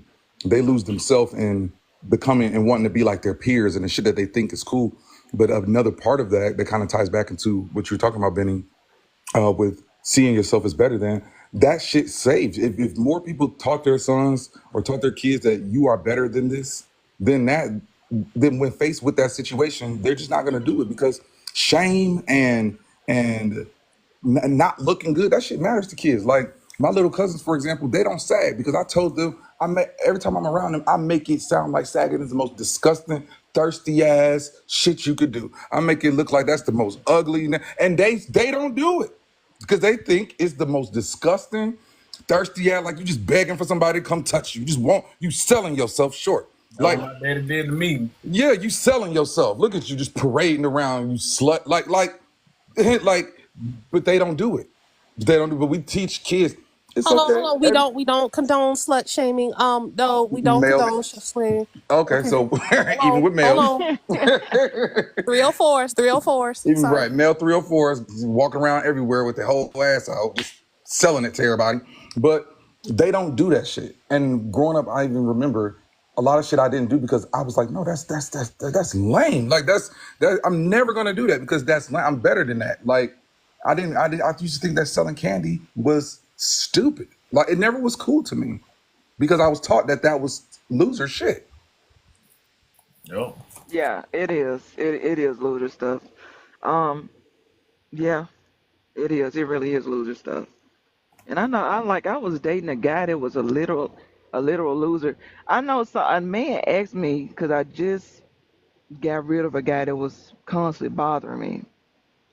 I just got rid of a guy, and then somebody asked me like, "What is it about you that keeps attracting these people?" I was like, "Well, maybe I'm just a beautiful woman. There's something that I can't help. You can't help who you attract, but you can't help who you choose to entertain." And when I tell guys that I do not talk to men that have children, or such and such my standards, the first thing they want to yell out is that you're shallow and you're selfish. I was like, no, I just care about myself a lot. Yeah. Man, that shows. Hey, that's your standard.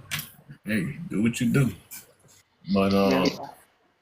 but yeah, man, I appreciate you coming up. I'm gonna go and drop this so I can bring somebody else up and All right, hey, cool. Thank you for having me. oh, well, ain't nobody else there. Wait, nah, I appreciate you. All right, who else? Who else we got up here? Uh, who is that? Glenda, what's good? Hey y'all. So I just wanted to come on here really quick. I'm just gonna be real quick. I do watch Just the Girl. One thing I'll say is if it's pretty simple, but I feel like a lot of people don't listen. If you don't like somebody content, sometimes it's just best to scroll past. Or sometimes it really be for you. You just gotta be quiet and just listen to the whole. Sometimes it be real simple, but we don't listen. And then I want to say is I am a single mom, and I had to look at myself and be like, dang, I'm a single mom, bro. It's not what I wanted. Um, but part of it was my fault. And I feel like us as black women, sometimes we just don't want to admit that no matter how messed up the man may be, if we made the choice and it was red flags before we had that kid that we did not catch or didn't pay attention to. So I would just give people a woman advice is to look within yourself, take that L that, you know what I mean? The kid is here, change, and don't keep having them. Because I only made the choice one time. I had my daughter. I'm doing the best that I can. I don't beat myself up too much no more because I feel like after a while you gotta keep going. But if you don't look at yourself and be like, dang, I really brought a kid into the world in one household. I don't care how much money it is. I know looking at my daughter makes great grades. She's an awesome kid. But her having a two-parent household, I would never know what that would do for her later on. I don't, and I'm talking about with me and her dad. And I didn't want to lead a man. It was I had to, you know what I mean? Like Yeah. for my future, knowing like I met him when I was young, it happened and we had this kid now. I chose to not stay, but I had to look at myself and be like, I brought a kid to the world and I didn't want to by myself. And part of the problem was me. Like if we don't do that, that's when I feel like us as black women, we continue to have another baby. Even if it's with the same man and we know we shouldn't do it, we do it again. Or we get somebody and we like, oh, he loves us, and then we have another baby with somebody else. Now we got two baby daddies and all. We see this stuff all the time. Like if we gonna get on here on your live tonight and be like, oh, this if you got money, it's okay. Or, y'all may have a good relationship with the other parent, but y'all being together do count once you have a kid. Now, if I could have made the choice like the other lady, and just been a girlfriend and not had a kid, that everybody on here, a lot of people on here acting like that's more of a risk. How? You gotta drag a kid along with you and try to be a good co-parent because you gotta talk to the other person majority of the time. So we just gonna get on here and act like having a kid is more, it's less of a responsibility than getting married too. If we deciding to have a kid, like she ain't deserve the choice that I made to sleep with this man and have her and then figure out, dang, this ain't it. So I just want to give advice to a woman tonight. Like, just look at yourself and be like, that was my fault. Yeah. And change and don't keep doing it. That's all I had to say. Y'all have a good night. Glenda, I was gonna say before you go. Oh, go ahead. I'm still here. Oh no, I'm saying before you go to kind of comment on your point. I think that's great that you take accountability, and you understand fault and accept it.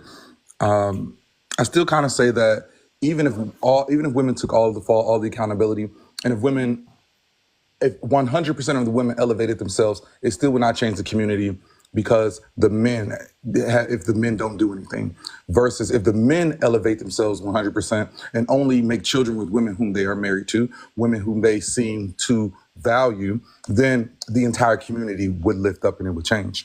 Because you becoming the best woman means nothing if there are no men that are on your level. But if every man is on an elevated level, then that kind of sets the tone for the rest of the community, honestly. So it's like, I think that when it comes to like fault and leadership, men still have to take ownership for that, because the man decides you can have sex with somebody, but you ain't got to give them you ain't got to shoot the club up. You know what I'm saying?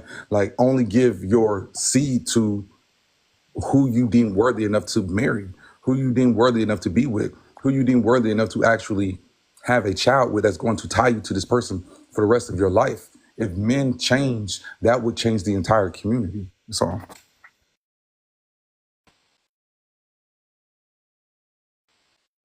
And before the niggas get in here telling me, again, I can't. I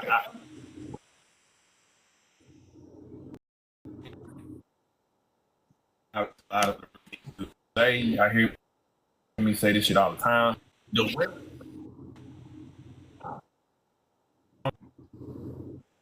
No, you y'all good now. freezing. You were freezing.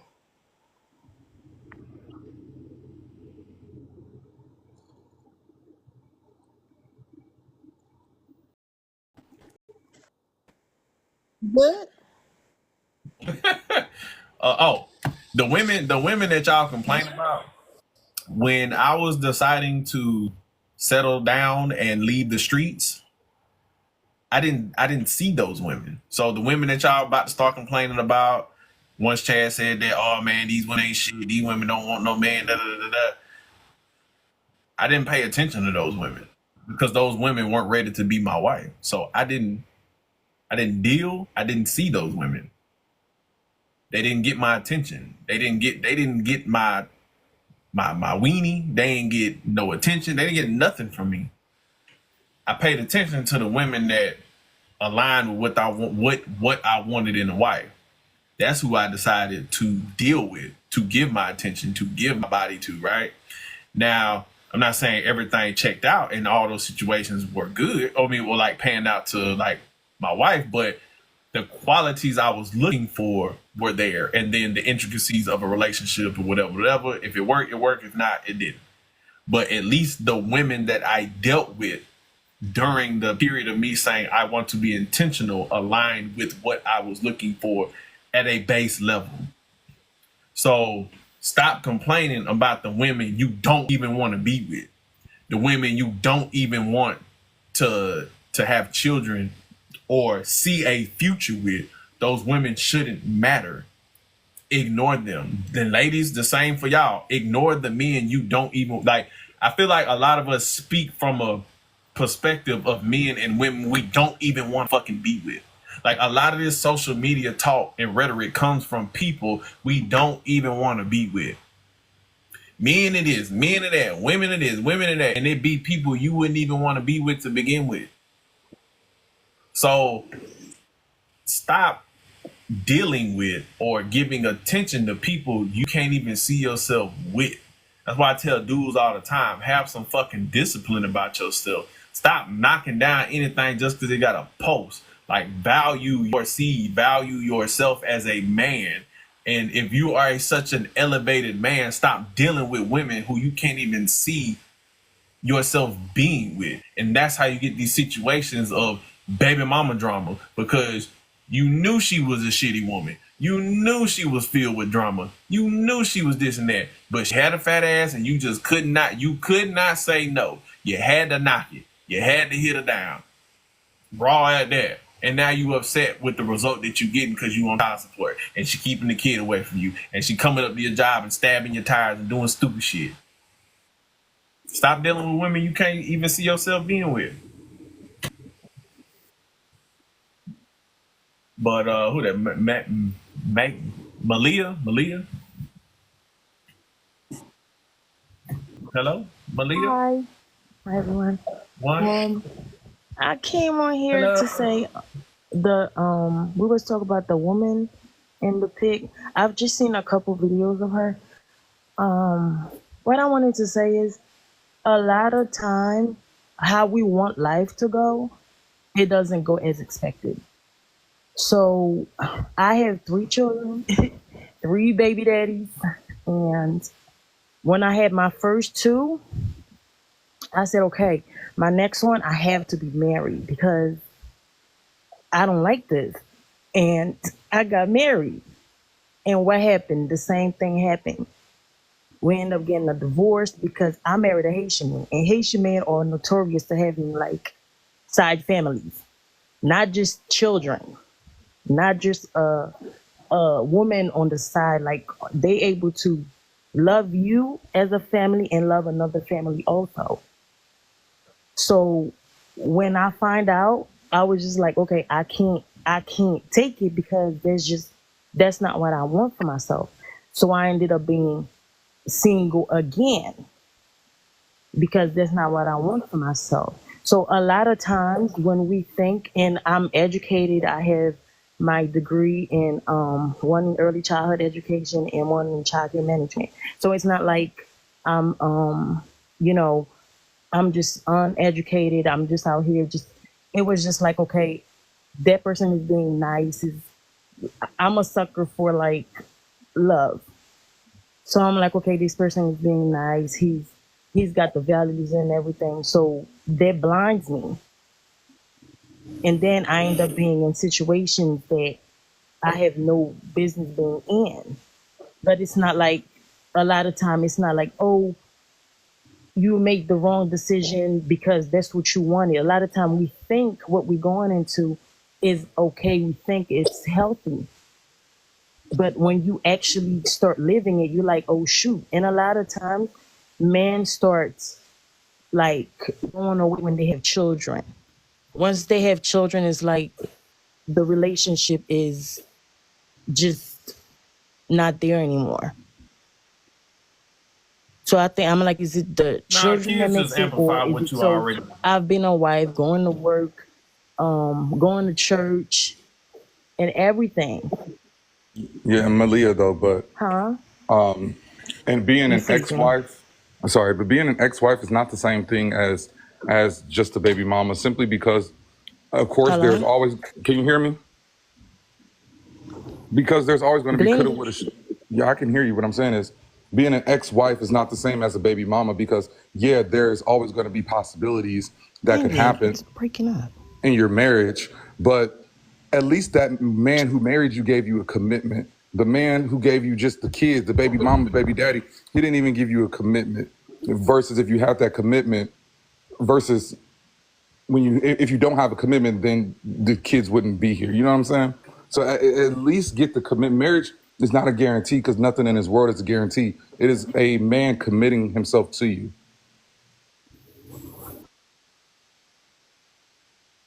Well, her signal was a little shaky, but I will say that it would sound a little suspect. She was like, "Oh well, after the first 2, I got married," but it was like did you marry a different quality of man, or did you just get Right. And when married she was to the dude describing just to them, say it's you got married?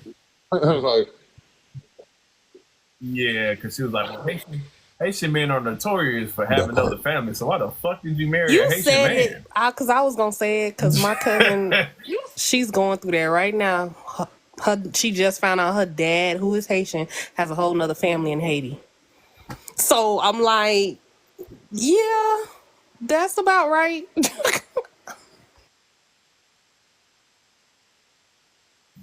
but Can you who hear me, that? Benny? Fabulous. I really don't have much to Yes, I say, but I can. just want to comment on what you were saying and what Chad was saying, which was very true. And I'm just going to take you back just a little bit about, I live in Los Angeles, California. I grew up here. And when I was growing up at the age of 17, and basically I was kind of on my own. And in my community, a lot of people was doing a lot of the D. And that just wasn't my thing. It just wasn't my thing. And at 17, you really don't know what you wanted to do. And all I knew is I did not want to do that. And I mean, I lived in a neighborhood where all of that was around in the neighborhood and gangs and the whole 9 yards. And if Chad is right, everybody, most parents did the best that they can do, because coming from the South, they raise their kids, on what to do and what not to do and right and wrong, and the D just wasn't my thing. So I did what you did. I went in service. I spent 3 years in service, I got married, and I've been married now for 30 something years. I worked at the VA Congrats on that, mama. hospital for 20 years here in Los Angeles. And I just want to say, Chad, you're absolutely right about people make choices if they can get out of that situation if they really wanted to. It's that they don't want to get up out that situation and they find every excuse in the book, and they main word to you to try to bring you down a peg. Oh, you think you better than somebody. I heard that word my whole entire life. And you know what I told them? I am better than you because I'm not doing what you're doing, okay? Because you it's to weaken you and bring you down a notch, okay? And to come up out of that situation, you have to have a thick skin and you have to have a strong mind, because either you'll fall for anything, and that just wasn't my thing. And that's what I wanted to say, Benny and Chad. I appreciate your live, and you're on point with everything. And I'm pretty sure I'm older than all of your guys up there. And it's amazing to see young people like yourself who is hitting the points. And the people who don't want to listen, that's because they can't stand the truth. And that sometimes the teachings come from in the home. Okay, they figure if their parents ain't telling them what to do, well then why should I come outside and let anybody else tell me what to do? So basically they don't want to listen. So I thank you very much, Benny and Chad. That's all I have to say. yeah. Shit, look, an old fool was once a young fool, and a young fool gonna be an old fool. I learned that when I was a kid. It is what it is. You can listen or you can't. Ain't nobody about to argue with you. This is That's it. right. This That's is right. And I don't Nobody believe about to argue with you. You the only one that got to deal with this, with the fucked up future that you're gonna have to deal with. Ain't nobody else's problem. It's And that's yours. one thing I don't believe in. I tell people all the time, I do not believe in getting into debates, and I do not believe in arguing with somebody, because your opinion is your opinion. I will listen to your opinion, but doesn't mean I'm going to give into it. And then I walk away and leave. And then they're looking at me like, well, don't you have nothing to say? No, I listen to what your opinion is. And if that's your opinion, I'm leaving. Yep. And then it's like, think about like when you said they were saying, "Oh, you think you better than." Think about that like at its root cause. It's an insult to think that you are better than anything, Right. that you're better. That's an insult, seriously. But it's not an insult to be down. To be up and think you better than, oh, that's an insult. How dare you think that you're elevated and better than anything? But to be down, it's okay. And they wonder why everybody rolling in the mud. That's right. That's all I have to say, Benny. Thank you. Oh, yes, man. I appreciate you coming up. Hey, hey man, I'm all over the place. I got the older crowd, got the younger crowd. Hey, we Yeah, I'm doing our back thing over again. here. Sorry. I don't know what happened. But you got your service Yeah. done being nervous over there. Chad, I didn't hear what you said because I don't know what happened to the Oh, line. sorry. I just simply said being an ex-wife wasn't the same as a baby mama. Like, even if you feel that you had received the same result, it kind of wasn't the same because at least the man who married you gave you a commitment. Nothing is guaranteed. There are no guarantees in life. Nothing is guaranteed, but marriage is a bare minimum. It's a bare minimum. So that man at least gave you a commitment. Marriage is just a commitment saying that I agree, we're in a relationship, I commit myself to you. That's a bare minimum. But having a child with somebody who didn't even give you that is it's different. That's why, it's not the same. Being an ex-wife and a baby mama are not the same because to be a baby mama, the person didn't even formally commit themselves to you.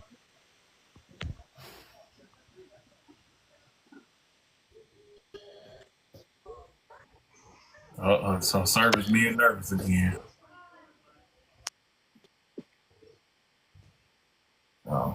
They got that Haitian internet. Lord. Oh my God. Benny. What's up? Who was it? Who asked you? Hey, how you What's doing? going on? I just wanted to say this really quickly. I know this became a live just about the military, but I just like to say this. Like, I tried to get my brother to join the military. He was like, "Oh no, I don't like to be told what to do." Just to get locked up and have somebody tell you when to go to bed, when to wake up, when to take a shit.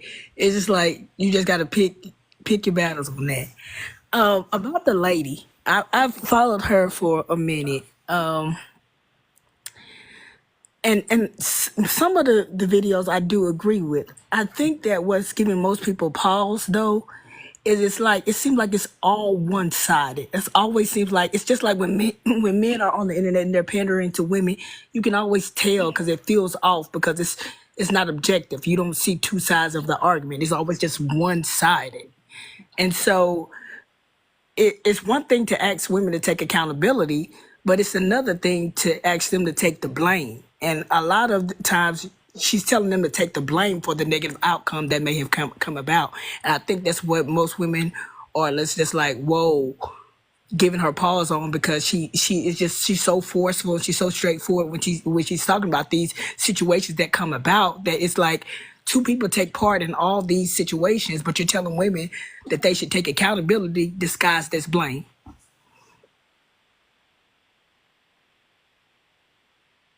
True. But I mean, we can only control our own actions.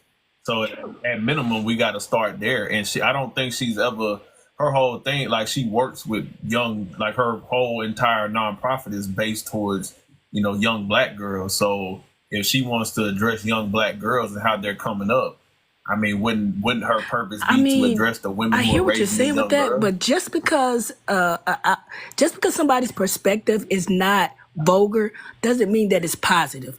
I think that we think that artists like Sukiana and all these other rappers or whatever, that they're so negative that you're saying that that's a negative outcome for what a role model for a girl is, that this is the only other route. But if you're telling them black people or black girls that about this respectability politics, that can be just as daunting and that overwhelming as well.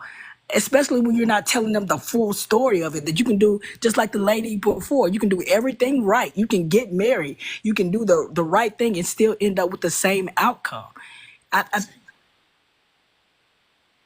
But she didn't do everything right. Which She is just got married. the right way, right? She got married and she had the child. So like she had the other two before, but she got married and then she procreated. But she got married to a guy who Just because he was Haitian, she didn't have no business marrying him. No, she said Haitian men are notorious for having side families. Well, maybe she thought that he was the exception to the rule. I mean, you just can't just say just because he's Haitian. It's a choice. Give him the benefit of the doubt. You can't just not date somebody because they ethnicity. You can't just say, "Oh, he's Haitian. Let me not." I mean, but But if I generally see something in a certain demographic of people that if that was my personal experience, then and I saw that, then I would But probably wouldn't that be avoid that when biased? I Wouldn't that be tried to pick racist? my partner. That's not racist. That's a That's little not I bit. wouldn't racist. call it I mean, if I It's racist. say not. if I say that black people are black men are notorious for being thugs and thieves, and that's why I don't date them, then that would be biased. That would be Well, the thing about it is, you could actually say that, and who you share your body with, you can discriminate with who you share your body with. This is not no equal opportunity employer. This is not no affirmative action. Who you choose to share your body with, Right. you are supposed to discriminate. You are supposed to have a bias. You're supposed to say, I want this and not this. And you don't have to explain that to anybody. This is who you share your body with. That's your choice. Now the issue comes is when people be like, okay, they be like, oh well, I'm gonna date white women because black women are this and they're better than y'all. Like that. Nobody, the people who have these biases can't never just go get the person that they want to be with and just shut up and go be happy. They got to come let everybody know that they're the right. best and this is Okay, why I'm over I here. agree Y'all with should you. come I'm not join taking me. it from you. Another thing is she already had 2 kids, so maybe she thought that she wasn't going to be able to do better than what was offered to her. Well, Again, I just wanted to say that. That's her problem. Because my wife, she had 2 kids before me, but she knew what she wanted, and but like I've spoken on this before, like even and I knew what I wanted. Kids did not bother me. That wasn't a deal breaker. However, if I was going to deal with the woman with kids, then there were certain questions that I need to get answered, and there were certain things that I was looking in said woman with children before I said, okay, I'm willing to proceed with this relationship with a woman with kids. So it still come down to your personal It just seemed choices. like she didn't have the certain talk with that person, and she was just happy to be married. Well, right. And one thing that I did disagree with her saying is she was like, I was blindsided, but you can't be blindsided by the same thing 3 times. Like, come on, sis. I And even understand what you're still, saying. You could have been right, more picky, more selective, especially if you know you had got it wrong twice before. right. Right. It's just not an excuse. As we are adults. We are grown now. You're responsible for every decision you make. You're responsible for every decision you don't make. You're responsible for what you don't know. Ignorance, it does not excuse you from consequences. Not knowing will not hold up in the court of law because you are responsible for even if you didn't know, even if you overlooked, even if you were manipulated, you are still responsible. You Yeah, have to accept those consequences. yeah, because oops ain't worth a damn. All right, y'all have a good night. No problem. Yes, ma'am. I appreciate you coming through.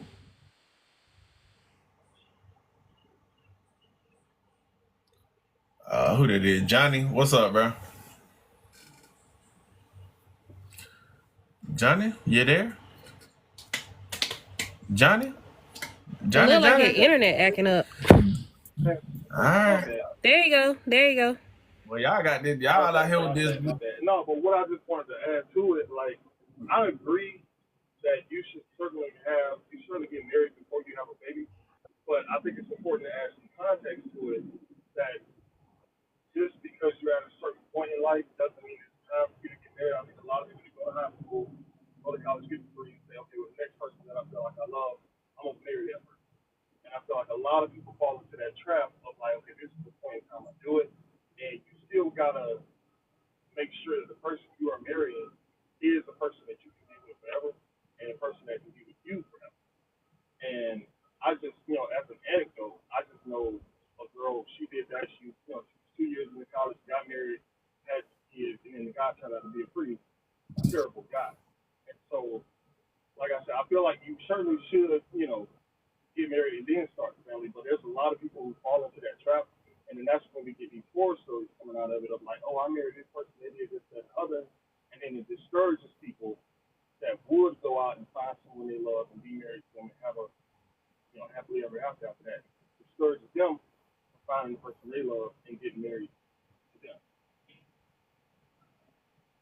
That's pretty much all I have to say. Okay. It was a little hard to hear him, but I got the My bad. gist Like of I what said, he I was got getting at. I'm mad, but Oh no, it's all good. I mean, I encourage people to get married young in their primes. That's what I encourage because now I'm not saying fresh out of fucking college or nothing like that. But I'm tired of hearing that fucking dumbass shit. I don't because I be trying to, like, and again, if your mentality is intentional and you move with purpose, then of course I'm not telling people just go out and get married or do, like I think you should, like, as a man, again I speak to the men with this because you are the gatekeeper of this shit. As men, you got to know what you want, and you can't move, you know what I'm saying, shaky when it comes to this shit because it's a lot. But I always tell the fellas, like, look, man, once you get out of college or whatever you at, you start getting to be 25, 26, and marriage and a family is what you say you want. You got to start moving differently. You got to start moving with purpose and intent in order to get there. And why I say that is because when you early in it, right, it gives you a better chance. Again, nothing is guaranteed, but it gives you a better chance to have a more equitable relationship, because the longer you wait, the harder it's going to get to find a woman who's there for you, because as you grow older, you're out of your physical prime. You know what I'm saying? Like, your finances are moving up. You're more established. You're gonna run into more women, and if you want kids, that means you get to be 35, 40 years old, and now you like, yeah, I want a wife. Okay, well now obviously you're gonna have to date younger. So you're gonna have to go, and depending on how many kids you want, you probably gonna have to, you want 3 kids at 40 years old, you're gonna have to probably go 27, 26, 27, maybe 28. And it's just that the gap is too big. The gap is too big. And I'm not saying it can't work, but you run into more situations where the woman just get married because you got resources, and then you end up and she taking half. Versus if y'all got married when y'all was on the same level, you found a woman, you 27, 28, she 25, 26, whatever, and y'all building together, there's more equity and there's more stake into the relationship with one another, and she's there investing in you investing in her, y'all growing and building together, elevating together. So you're less likely to get divorced. You're more likely to actually put into the relationship. He's more likely to respect you and your input into the relationship because you've been there with him, putting in work right next to him, versus waiting at the finish line when he's at the end. Again, these are no guarantees. I'm just telling y'all what is more likely to succeed and give you the best result. Especially fellas, if you wait till the end, you're more likely to probably run into women wanting to be there based off of your resources, and then you complain about the women, you know what I'm saying, only wanting you for your money and they gold diggers and all that shit. Keisha, you more than likely to come up into the panel because you keep trying to talk and like question what I'm saying. So you're more than welcome to come up.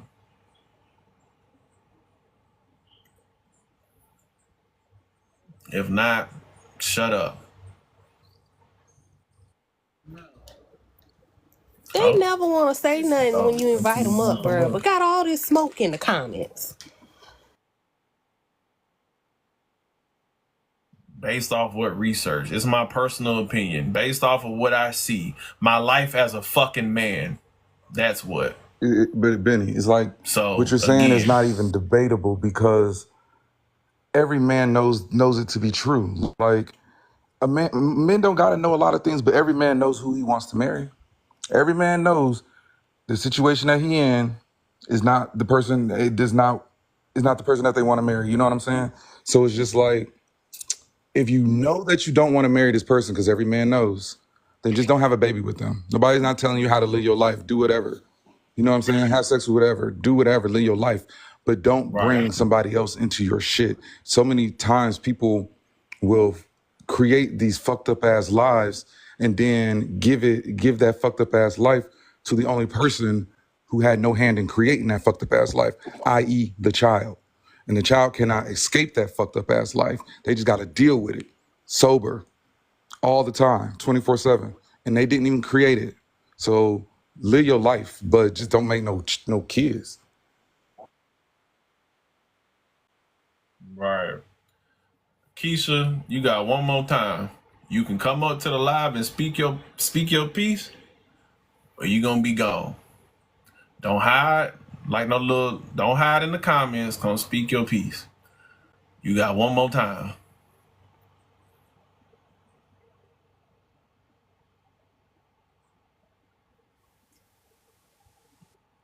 So if I see your name pop up in my comments one more time, I'm here. Lock, you are. I'm Hey, here. Warden, I see it. I'm Warden giving her a Lock, get them out of chance. there.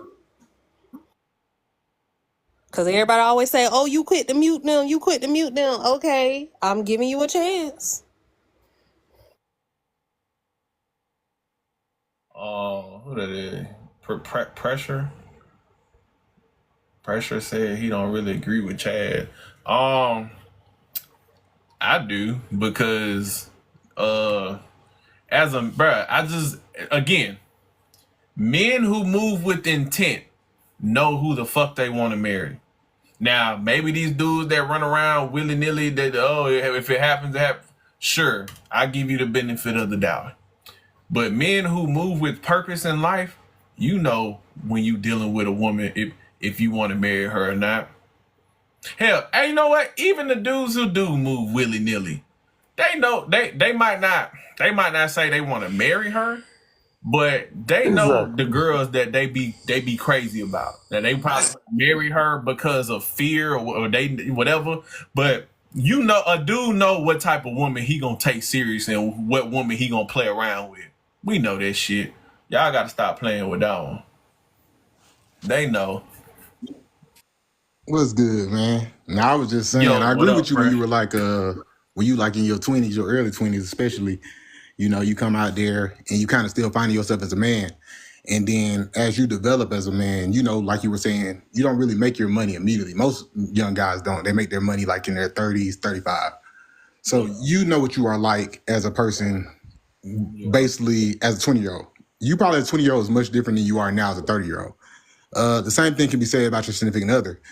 So, like, as you develop, you kind of have to see people through the season. So, if it's like the early talking stages, y'all don't live together, it's a honeymoon every time y'all meet, y'all going on date nights every week, y'all don't talk about anything that's personable, y'all don't go into depths about how you were raised, how you will raise your kids, and stuff like that. People end up getting to marriages really quickly that way because they think they know, because she's beautiful, she looks good, she makes me happy, she cooks, but we don't go into in depths and getting to learn about each other. So that causes a lot of people to make mistakes. So that was just something I realized, that it's not always, we always know. Now there are ones that we know that we're like, we always know we don't like, you know what I'm saying?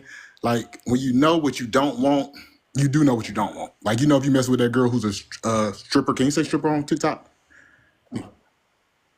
Oh, well, it's there now. So yeah, if you mess with one of them, then you know, if you don't like that type of lifestyle, like your family's not gonna like that type of lifestyle, then you just gonna make a broken home because you're not really gonna be with her. P.I. Camp Newton, right? So you're gonna look for something else, but you know what you don't want more than you probably know what you do want, because you're gonna find it out as you grow and grow older. Like in certain things that at 30, I can't stand. At 20, I love blasting music. I'll go out and party. Now if I get a girl who want to go out and party every day at 33, I'm not going with you, bro. I'm not gonna do it. Yeah, but that's what I mean when, like, and when you say, look, I want a wife, I want to be married, you got to change your mentality.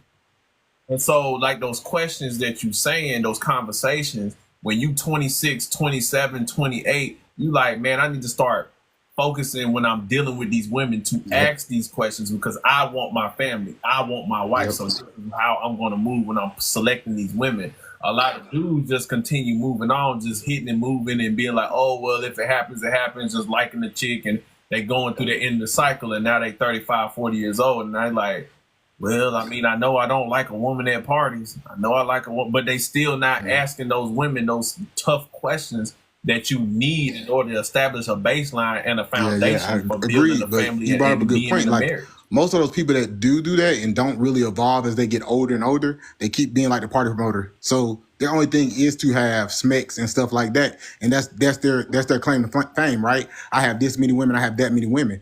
But as you grow and you start making money, you start getting more assets. Having multiple women becomes a liability. Like in my 20s, I'm the liability, right? Because I don't have anything. Right. So if you let me do whatever I do and I get inside of you or whatever, and I make a baby with you, you just let a liability in. At 33, if I go around messing with, like you said, if I go around messing with a whole bunch of women, I'm going to lose all my cars. I'm going to lose my house. I'm going to lose everything because I chose to react with my lower half versus my upper half. But those all things come with maturity, right? We're all raised differently. Like you said, you raised in 2 parents household. I was raised in 1. So like a lot of things I learned later in life, you know. Oh yeah, definitely not. But we still know that we shouldn't be out here that's just stupid. We know this, like, you know what I'm saying? I knew this shit, but again, what I did know is that I didn't want to be a bit like I tell people all the time. My biggest fear when I was younger was being a baby daddy. I did not want to be a baby daddy, so I ain't saying I went out here hunching, but I protected myself. You know what I'm saying? And to the point where women. If a woman be like, "Oh, you think I got some?" No, but I don't want no baby. We ain't got it. You know, you fighting me too hard, so now I don't even want to do this no more. I would get up and fucking leave. You know what I'm saying? But because I was protecting myself from being a baby daddy. I didn't want to do it. That's just something I knew. And at least if I did become, let's say, if I got with a woman, we got married and it failed. At least I know I took the right steps to try to alleviate what could have possibly happened. You know, if I'm an ex-husband, so be it. At least I did I did my due diligence. You know what I'm saying? I tried. But just baby daddy, fuck no. My bigger fear is for the woman, you know, like I'm saying, I'm a baby daddy technically, but I have a fiance, so it's not the same. But my fear is for the woman, right? I never wanted to put my fiance in the part where she has a baby as with my daughter where they have to go look for another man. You know, I don't want my daughter to be calling no other guy daddy. You know what I'm saying? So that's like my biggest fear.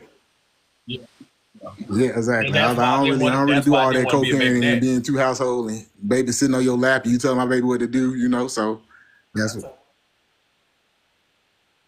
Well, I told my wife, I say, even if I don't care about if you hate me every day you wake up, we ain't divorcing until these kids grown. That's what I'm saying. Sleep on separate sides of the house, but we ain't going nowhere. So you gotta get a hotel and go get your back broke, so be it. But we are not getting divorced because I would like. Nope. I'm not having no other nigga call my kid that. Nope, that's not what's happening. Now, the minute they get 18 and get out of their house, hey, we part our separate ways. But you know, that's what happens when you get. Like, that's what happens when you say you want to be married to somebody. It's not about you no more. When you start having kids, it ain't about you no more. It's me, man. It's one. So yeah, you just gotta be ready to get into that, you know. As long as it ain't no, physical abuse and none, hey, you go sleep. I sleep downstairs in the guest room. That's gonna be my room. I agree. I don't care. I probably let somebody else up here who can probably, get live a little more live, man. Appreciate it too, fam. Nah, you good, bro. I appreciate it. You know what, Benny? I think it's so funny how the concept of controlling your own sperm is so taboo to so many dudes and why it's so challenging. I think that's crazy because like I don't want HIV, I don't want AIDS, you know what I'm saying? So I protect myself from having it. So it's just like people don't understand that you get a baby in HIV the same fucking way. The fact that so many people are just out here doing everything, like the fact that people are out here doing so much shit unprotected to the point where somebody telling you that you don't have to shoot up the club is a foreign concept and it's a hard concept to fucking grasp. Like, are y'all like, what the fuck? Like, why is that so hard to grasp?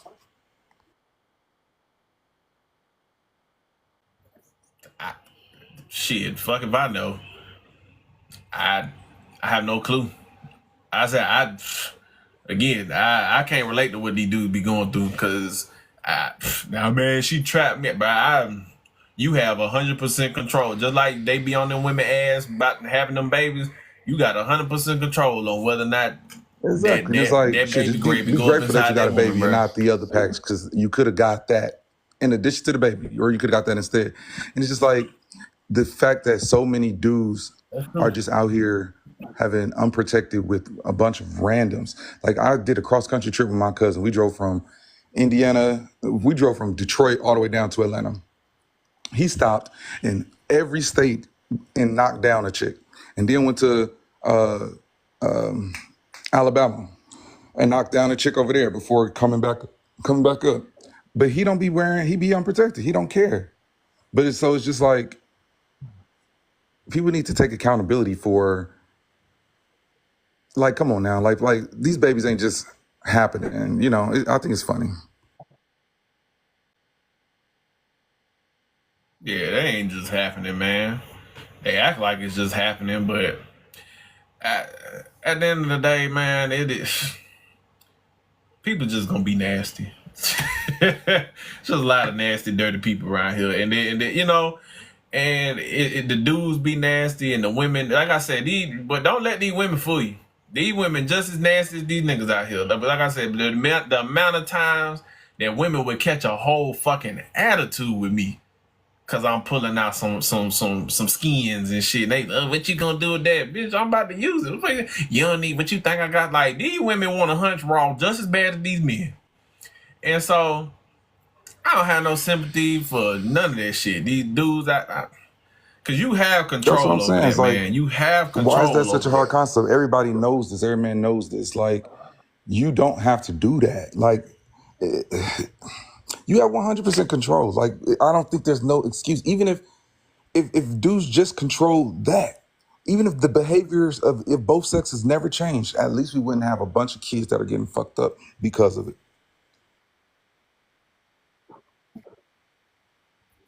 Boy, you know what I mean? I'm like, well, what's the difference? I want to feel it. Well, I mean, like, bro, I said women are just as be women more freaky than these men when it comes to that shit, boy. Man, boy, the shit women say, boy. Anyway, but it all go back to discipline, man. That discipline, like I be telling dudes all the time, you gotta decentralize yourself from these women. Like, thinking that you busting down any and everything and leading with your bottom half, bro. Like, you gotta get to a point where that shit don't phase you, and hopefully you don't wait till you 30, 35 years old till you finally realize, like, man, Right. I want to settle down. And Now then you that's can too pay late, 18 years bro. of child It's support. too late. And you only want to settle down, and you only want to settle down now at 35, 40 years old because you're not in your physical prime no more. And the women that the women you used to could get, probably you won't get no more. Or you got to get them because you got to put that paper up now. Now you're like, I want to settle down. Nah, bro, don't try to settle down now, because you can't go out there and hang till 3 o'clock and 4 o'clock in the morning at the hookah lounge and goddamn party with them young girls no more at 35, 40 years old. Don't try to settle down now. Right. Not to mention, it's looking bleak for Don't the try to settle future down now. of dudes who are headed in that direction, because with social media now, the young girls is all city girls. You know what I'm saying? It ain't no more getting young girl who don't know no better, who, you know what I'm saying? That shit don't exist no more. You get you a young girl, she's a city girl. She only wants you for your money. Hell no. You running them pockets. And that's why I said, I'm like, look, hey, bro, if you want to wait till you 35, 40 years old and then want to go get a little 20-something year old, don't complain. Know what you getting into. The longer I tell them, hey, fellas, y'all got a wall too. So you keep waiting, holding off on them women. Man, I gain value as I get older. Yeah, financial value. And that's if you even get that. So you can wait. But just know what's waiting at that finish line, a bunch of 20 years old, 20-something years old that want to hit them pockets. So many dudes in their 20s and early 30s is using enhancement supplements like the honeys and the blue chews and all the other shit, when it's like y'all are fucking up your natural barriers. Like, number one, you fucking up your hormonal barriers naturally. But if you don't, that is a natural protection. Like, meaning if you can't get it up for that person, then that means you're not supposed to be with that person. If that person don't make you want to jump out your skin, then you're not supposed to share your body with that person. But you sitting up here taking enhancements just to force yourself to be with somebody who you don't even want to be with like that. And then you might end up with a baby or having to go get a shot over some sex you didn't even have to have. Like, come on now, that's stupid. If you under 50 years, well, I go 45. You under 45 years old, you over there running a blue chew, boy, you got a problem. But I mean, you got a bunch of dudes out here dealing with women they don't like. They desensitized, and they are watching all these nasty videos. You know, watching the nasty tapes, and that's all they just fucking. They don't know how to give they meat a break, bro. They doing too fucking much, doing way too much, and then like what you think happens when you feel like you gotta like I tell them, like, bro, it was stressful I was more stressed being in the streets dealing with woman from woman to woman than I ever have been in my marriage. Bro, like the constant expectation to have to deliver every time, that shit is exhausting. That's why they feel like they gotta go run out and take them honey packs. Hey, don't sleep on the honey packs, okay? Every week I'm married and I use them. But that's different. That's different. We talking about some 20-somethings out here using them. Right, at 20, at 30, I don't need none of that. Like, so you mean tell me at 20, 18, 19, 20, 21, so you rub, I'm ready to go. Like, what you need up? But if you constantly having to live up to this expectation for every woman you deal with, 2-3 women a week or a new woman every week or a month, and you don't have no kind of no sexual chemistry with the woman or none of that. And every time you meet a chick, you gotta deliver, bro. That shit is exhausting. You're not getting better at sex. You just are pounding it out, and just like that don't mean you better at it. The thing that make you better at it is being able to relate on an emotional level. That's what actually make you better. But just let me just jump in and do some jackrabbit shit like you were preteen. That don't do nothing. And it is like that's why it's like they don't see that. That's why you constantly got to get a new one, because you ain't putting it down. If you're really putting it down, you should have repeat and referral business. Meaning, you should, if you knocked it down once, you should be able to always get it. It should be knocking your door down to get it again. You know what I'm saying? Like, you shouldn't have to constantly add bodies. If you knock down 5 bodies, all 5 of them supposed to still be in your Pokemon collection. They're supposed to still be coming back if you did what you were supposed to do. Mm-hmm.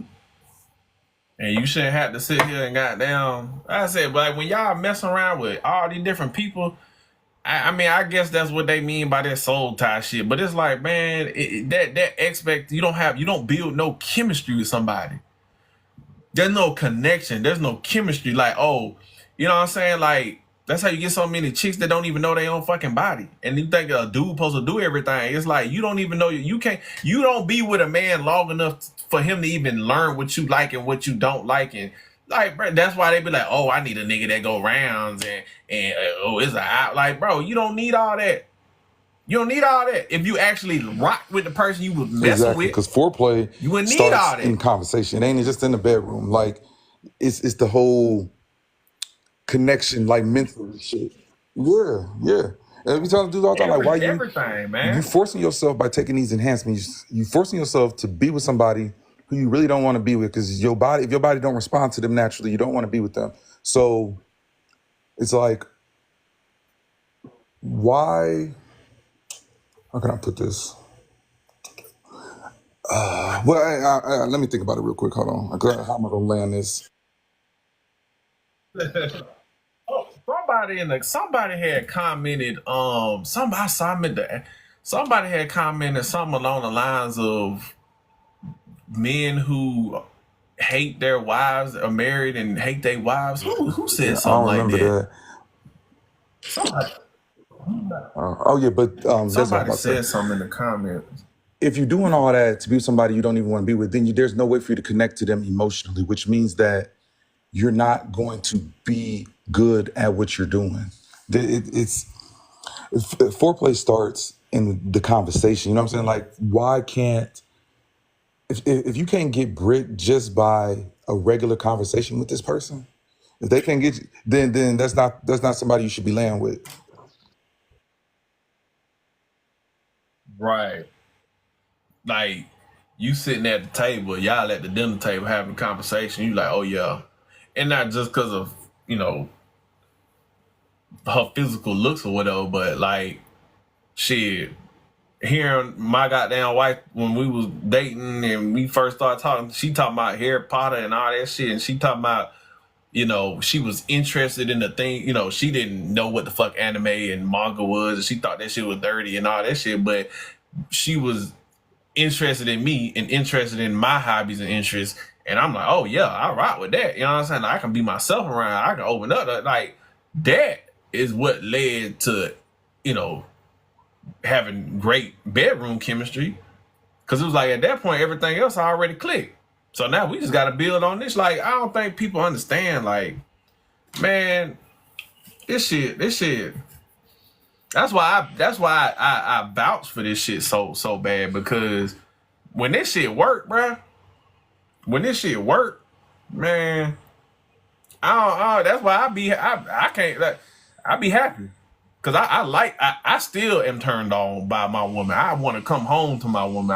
I'm not one of them niggas that just hate their wife and don't, like, I want to be around my woman because she's more than just a piece of meat. You know what I'm saying? Like, we connect on the emotional level, on a friendship level. Like, the foundation was established, like you said, from the conversation, and it just, everything else It's just like they don't, built in economics, from I always refer to it, but in economics it's called the law of diminishing returns, where basically the more you put into something, the more value it loses, and the less valuable it becomes.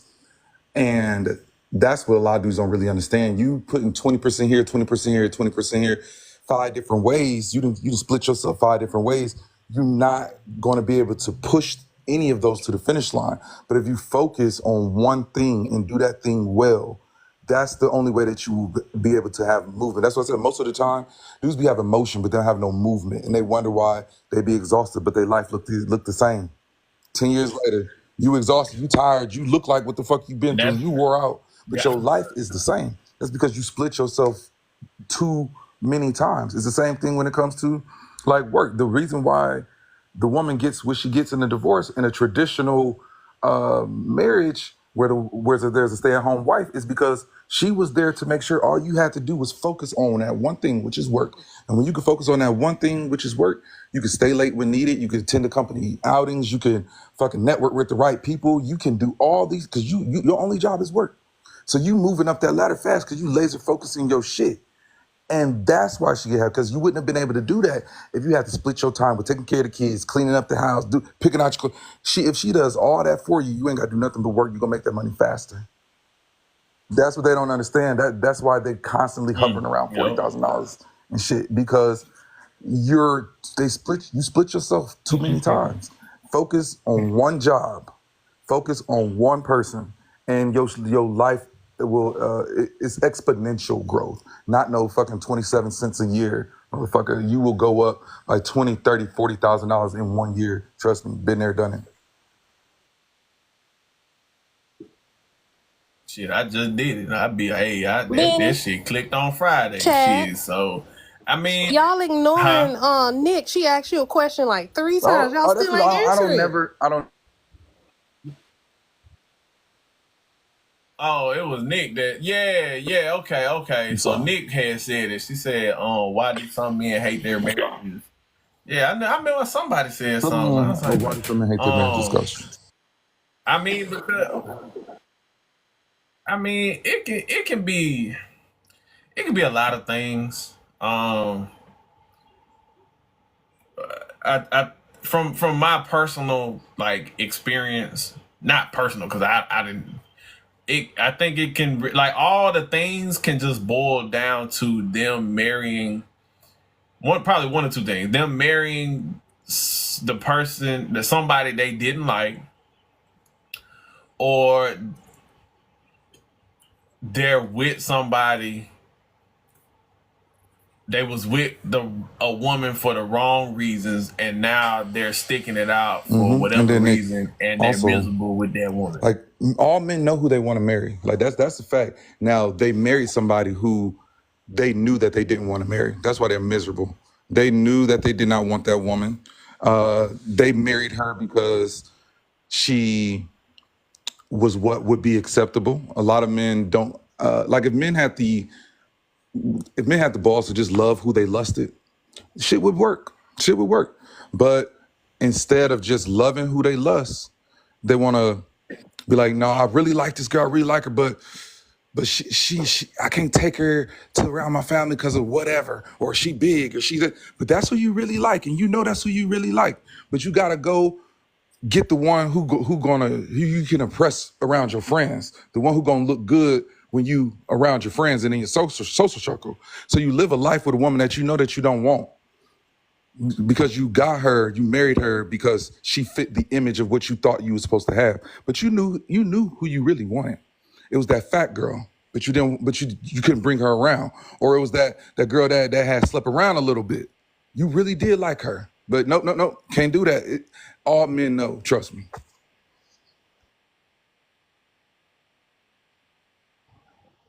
Yeah, it probably be dudes who, cause some dudes do get married to chicks, and like I said, it be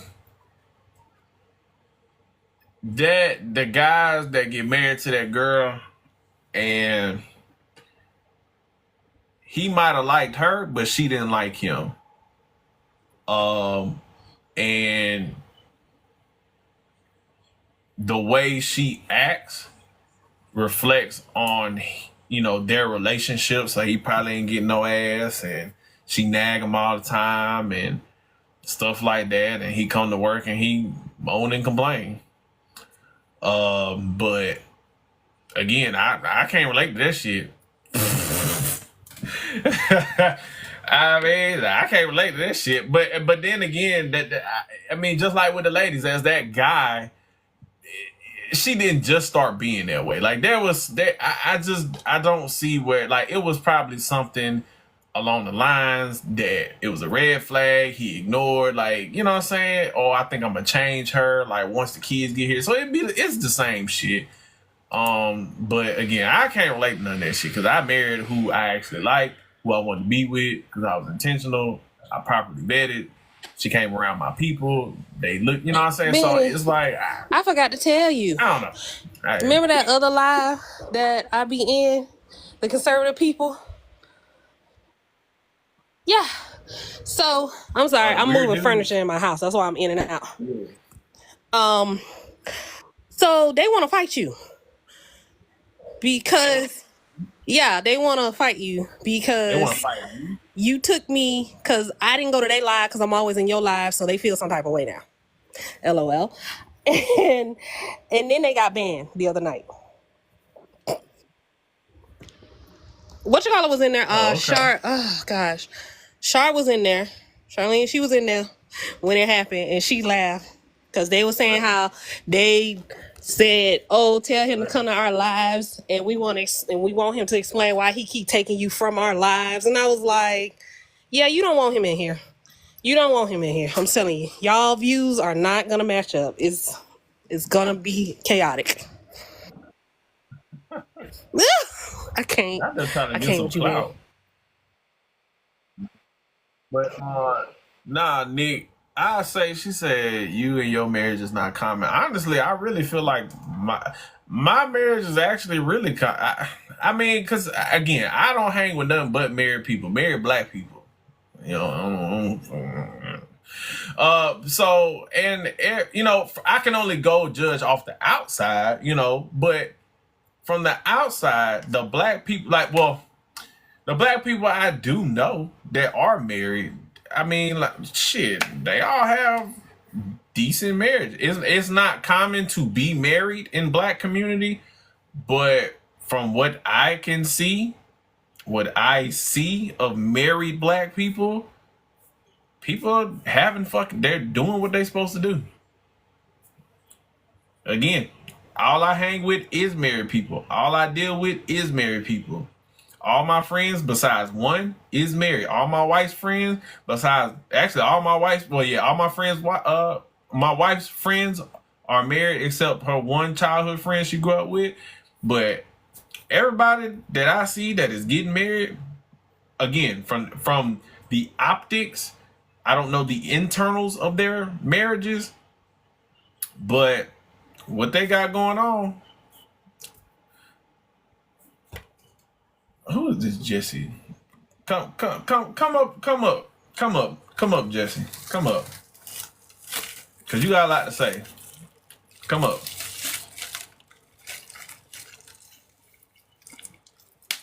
I'm not Jesse, gonna go you back got and forth 2 with minutes. comments. Come up, Jesse. To request or be quiet. Simple.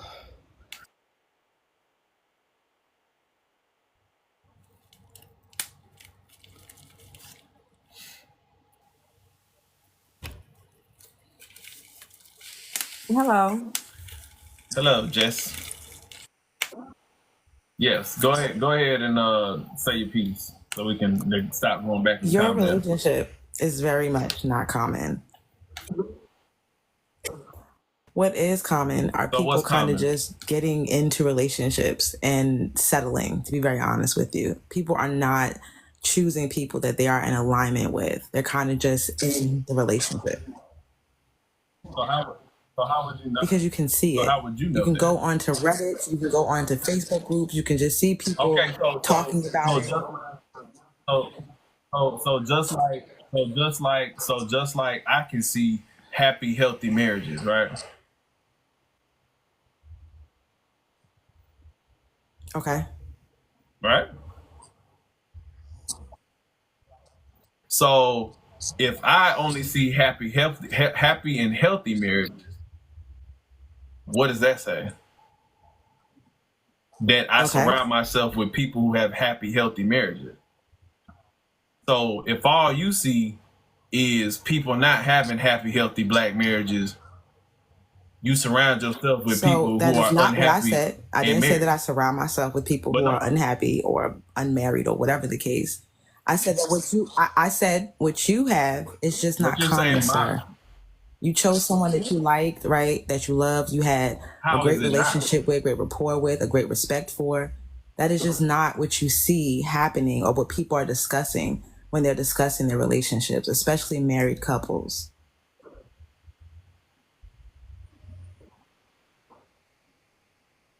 Again, that's what you go and see. So that is what you will find. But I do this shit in real life. And I hang with married people. I'm around right, so you know married what? I'm people. around a lot of people who aren't racist, right? That doesn't mean that racists don't exist. The fuck? You sound hold on. So is my marriage uncommon? Because I'm happy in my marriage. That's uncommon. I don't know about your marriage. You didn't really go into it. You just said you were happy. He said a little bit more about his marriage and his relationship. But it's about the same. Me and him have about the same. I don't know that. You didn't really go into But I'm telling you that right now. That's what I'm saying. It's about the same. I'm not discussing your marriage, to be honest with you. But you came up here to discuss saying that marriages are not the same. Right, no, but you said in the comments, you like, that's not common, that's not common. How is that not common? It's not common. And I just said how it wasn't common. You Somebody just said happily married 6 years. Hold on, sir. Thank you for allowing me to come on your platform. How you guys doing this evening? We doing it. I'm well. What is the topic that you guys? I was on your previous one, and you had this young lady that's on in your background, and I tried to get on before, but you guys were talking and in a deep discussion.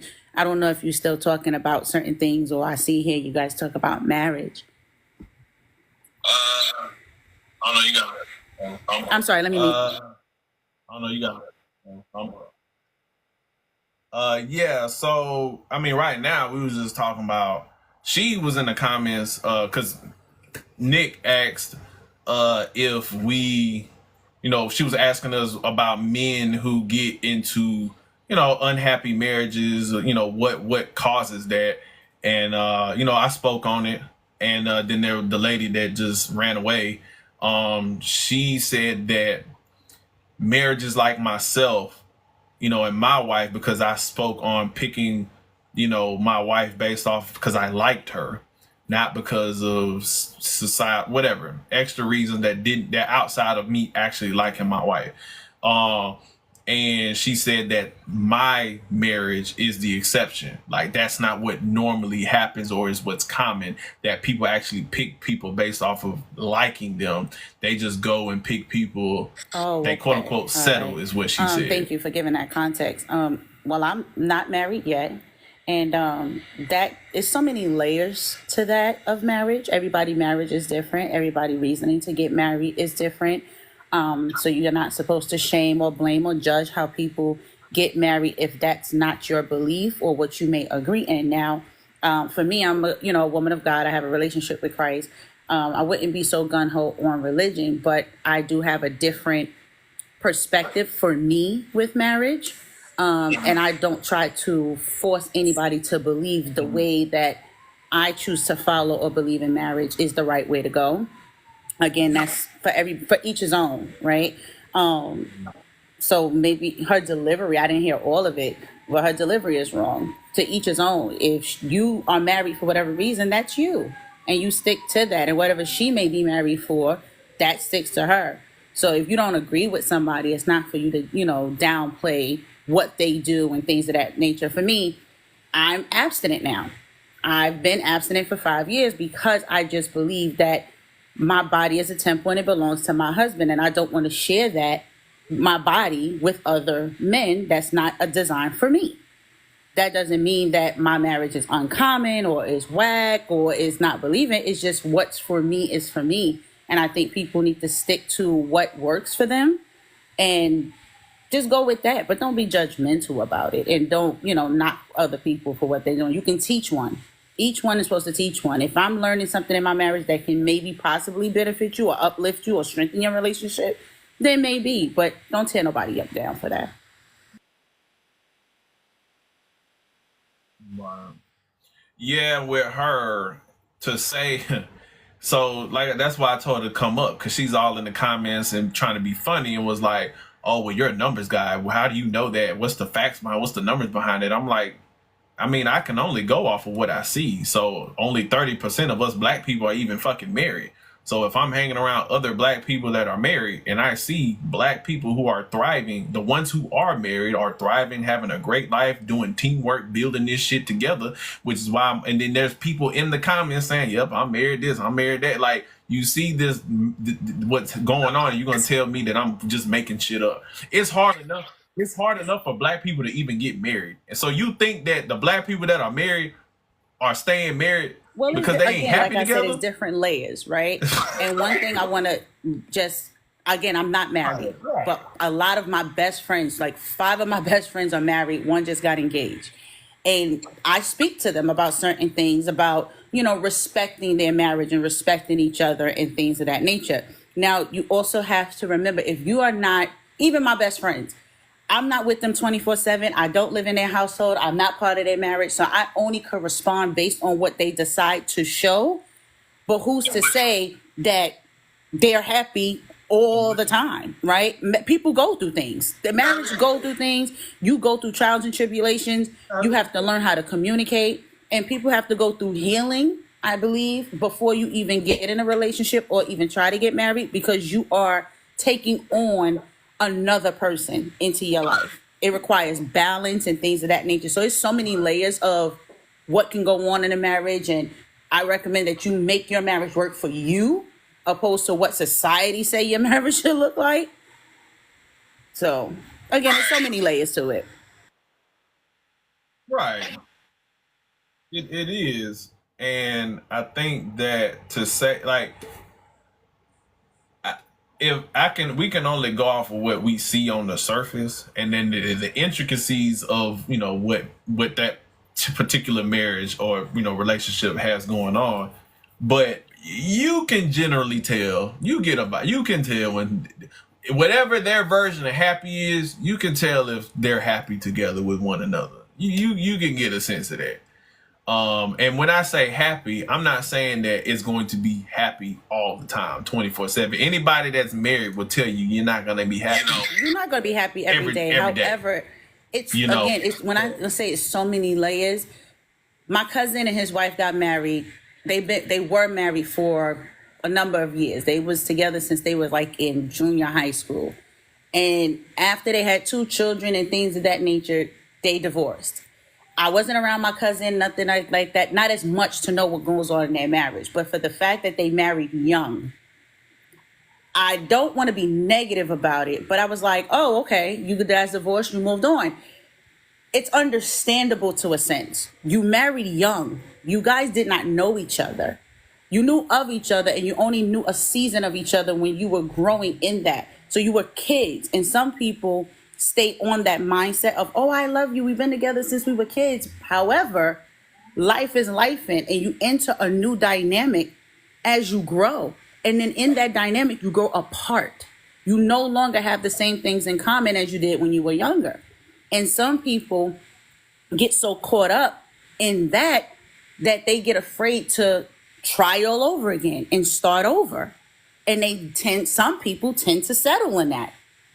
I don't want to start over. I knew him and I knew her for all these years. We have kids. I don't want to leave because we got kids together, this and the third. So could some people, that can come off as settling. You understand? So you have to understand, and that's very challenging. That's a hard truth to accept, that it's okay to move on. And you have to ask yourself, not just do I love a person, but do I like you? Do I like you when things are not going right? Do I like you when we disagree? Do I like you when you don't manage your finances the way I've managed my finances? Do I like you when you discipline the children, or if you wash dishes a certain way? It's so minute on the things that make people question or give the side eye and like, why did I really marry him and her? Why? Like, always investigate your why. You're not going to have that body at 60 years old. You're not going to be able to twerk like you did when you first got married. And can you still love me with the evidence when we get old?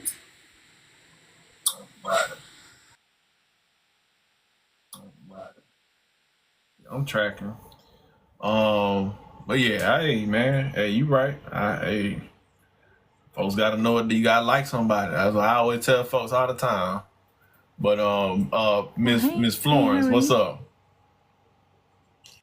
Nothing much. I'm kind What's of. going on? I don't know why I do this to myself. I tend to, tend to come up on stage before getting the context of the room, and then kind of ask for a reset of the room. But I've gotten the gist of the conversation. It's all about marriage. But tell me this: is that you over there, Fat Daddy? No. Alright, because he tried to answer and give a context in the room, so. But anyway, can you provide a reset if that's alright? I'm sorry? Yeah, I'm just asking for a reset of the topic. Oh, the topic. Oh, she's asking about what's the topic. Yeah. Oh, you a little late to the actual original Okay, topic. it's alright. You can just give me the most We done strayed from it. up-to-date.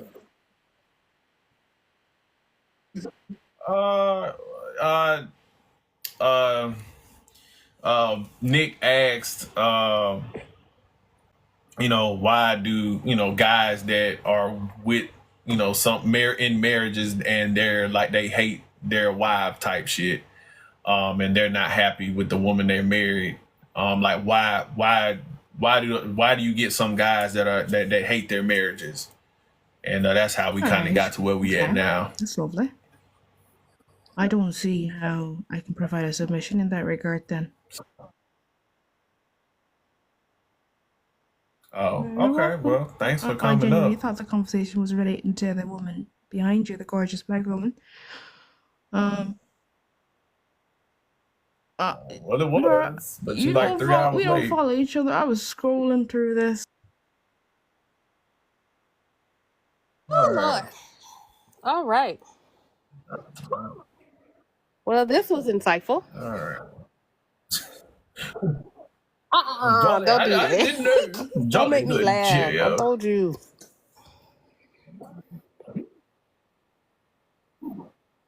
Who is this ZP person? You gotta go to because you being annoying and stupid. Well, this was a good live, though. Seriously.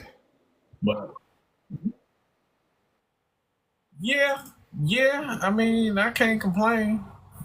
It was cool. And you made up for last Girl night. being weird. Oh yeah, And man. no We was having a invite. good time I'm last hurt. night. I was out in them streets. I was at married person's house. I'm married. Happy married people. We was having married people. I'm saying we was having married people fun. We had the hookah set up. The fire pit was going. You know, we had the rings rolling. The charcuterie board. Fancy rich black I people know. shit. A lot of people can't match with me. I don't know why. I'm just a normal person. I just don't like when people come in here with the crap. Like, yeah, I'm the Warner. I'm the put dog. I'm the pit. What was he? What do you call me? A pit bull? I'm a pit bull. I'm a pick me. You know, I'm sorry that I'm not one of your skip me's out here. I'm so sorry. I'm so sorry. So sorry. Shout out to Nick for that. Nick can't come up. She got in trouble. She can't even come up. She got in trouble. She got banned. Yeah. That's why I was like, dang, Nick, come on up. But that's right, she can't because she got in trouble. Then she laughing about it.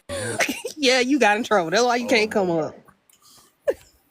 Because you know she would have came up, Benny. She got banned in the Apparently, she, you know how some black men don't like a strong black woman speaking her mind. You know how that go. Yeah, in a live. In a I've live? been there, I've done that. Thank you, Fat Daddy. No, I you know me, this is my third one, and I told you after this, I ain't doing it no more. That's it. I just won't be on TikTok. You better walk a fine line because I can't be having it. I need my D moderator. was supposed to be in here. I don't know what was she going through. Oh no, D. She's like, yeah, I'll be a moderator. D don't be up here. Lord have mercy, D, I'm gonna have to fire you. She's like, I was here. I didn't. She ain't request like I admin no. You got to come on the panel and regulate. D, you can't just stay in the comments. That's not how this works. She just there. Benny, I got no problem with Benny. Like I said, like Benny, you always say, I came in this live one day, didn't know what was going on, and from then I just been rocking with you. Oh, now she come up on the panel. She's gonna defend herself. Do y'all want to hear Miss Rachel? At the end, what are you talking about? Who this Jesse? Who this Jesse nigga is? Nigga, you didn't have to scroll. You could have kept scrolling past this shit. Static want to be a mod. He said, I need mod power. You can't give Nick mod powers because she gonna abuse them. Like, bro, that part I'm calling out. Niggas just don't know how to ignore shit. Man, y'all scrolled past this live 5 hours ago. Y'all still here. Nigga, what stopped you from keeping the scroll this time? Weirdo. Niggas are weird, bro. Niggas do not know how to ignore shit, boy. Yes. Niggas gotta say something. Nick just said she can't have mod powers. She said she'll get cut up. She'll cut up. Look. No. No, but we do need a man with mod powers in here, though. So it won't seem too biased because they keep talking about me controlling the narrative. He need a woman to control the narrative. No, he don't. The only man I'd have to be up in here to bring on would be Chad. Would have to be a moderator because they can't say nothing to him because they were trying to talk LGBT. junk, and I told them to shut him down. Oh, they were trying to, and I shut that down immediately. I was like, "Oh no, ma'am, we don't do that up in here." I don't care how much gifted you gave to the host. We don't do that up in here. It's not. We don't play that. We are all neutral when it comes to everybody's sexuality. What you like is what you like. We don't judge. That's your business. That ain't got nothing to do with me. Appreciate that, Wolf. Unsettling. Well, yeah, that ain't got nothing to do with me. I mean, I don't know, because I've had a lot of friends that settle, and I can't really sit here and say that I didn't settle. I think I said we all settle in some shape, fashion, or form because nobody's perfect. You're never gonna get everything you want out of a person. So in some shape, fashion, or form, we all have to compromise and settle in something in somebody. And that person is compromising and settling when they choose you too. So because nobody's perfect. You know what I'm saying? So how can people get upset when they be, oh, I settled. It's like, you gonna settle in something. I said, if I could have had the perfect wife, she would have been able to cook. She would have had a fat ass. She would have had no kids. She would have had all this different shit. But you know what I'm saying? Like, but that's not how it worked. So people would be like, well, so you settle for your wife? Yeah, and she settled with me. You know what I'm saying? Like, we all have to give up something. But it's about how much are you gonna get that you actually want from that person. You know what I'm saying? Like, what are your non-negotiables? And are those people's non-negotiables have to actually be something that's worth the fuck? And so are those things that you're non-negotiable, like your relationships are a negotiation. So how much of your non-negotiables can be checked off that actually fucking matter? You're right. So my non-negotiable that's is my take on I'm sorry. Nah. If me and my husband don't be together no more, my non-negotiable is to be with a man who don't have kids. I'm sorry. If you don't have kids, you won't never understand my struggles when it comes to like my kids. It's very rare that a lot of them do, but the majority of them, they don't. So I'll just be like, I'm not gonna waste my time. I'm gonna waste my time for. Right, like relationships are they're negotiate. That's what I'm saying. Like everybody, when we start talking about marriage, relationships, everybody will say, "Oh, it's a business." But when you go in business, you're not gonna get everything you want in a negotiation. You're not gonna get everything you want in a contract negotiation. You're not gonna get everything you want from the job when you negotiate back and forth between salary and benefits. And you're not gonna get everything you want. So when you accept that job offer, you're settling, you're compromising. It's give and take. But what you're giving up something that you can accept and be fine and be good with. That's what you gotta ask yourself. But we all settle in some shape, fashion, or form. What's up, Fat Daddy? Pause. Nah, I just wanted to ask you guys that question because when me and my wife first got together, I came into the relationship with a child from a previous relationship. That was one of her non-negotiables. But because of the man that I told her I was, we kind of worked together to build not only a friendship, but we collaborated in actually having a future together. So we just celebrated our 14th year anniversary this past May with our daughter. We had a daughter together. But like just reading some of the comments, just kind of like I feel like a lot of people base, successful or other relationships and marriages based on what they see on social media, not actually experiencing other quote unquote successful marriages from outside sources. So like there's groups that I've been in that I currently live in where we actually get together like once a month just to collaborate on how we're going to do different outings, trips, going on vacations together, things like that. So like I've been blessed to be around older people. My grandparents raised me, so they were married. I want to say they were 67 years before my grandmother passed. And then my mother and my dad, they were married for 27 years, but also seen a good marriage versus a bad marriage. My father used to put his hands on my mom a lot, and that's why I was moved out the home. So going from that to seeing how my grandmother and grandfather were, like it gave me a sense or a baseline of the husband that I wanted to be. So it and I'm not saying that my marriage has been perfect because it hasn't. Straight, just keeping it real. Like it was. There's points in my marriage where I did some terrible, terrible things to my wife. Never put my hands on her, but I've done some other things. But we found a way to go back to the drawing table and kind of rekindle what was missing there. So I feel like not every marriage is going to be, the glitz and the glamour that everyone shows on Love and Hip Hop and all this other stuff that people try to, base what a marriage should be. Um, I was asking you that more so because I know you talk about your wife a lot, and I've been following you for quite some time. So I just wanted to get your understanding on what you felt was like the quote unquote consensus of what settling is for most people. Yeah. I think most people think that, oh, I settle when people settle because, they just get with the first dude that come talk to them or the first woman that come talk to them and they're like, oh, I settled. I'm like, nah, we all settle. It's just how bad are you set? Like how much of your non-negotiables, how much are you getting in the negotiation? Because we all, bro, we all got settled in some shape, fashion, form. But like, for you and your old lady, for instance, her getting over the kid aspect was like, okay, yeah, but what am I getting by saying, okay, I'll go down this road with this man with kids?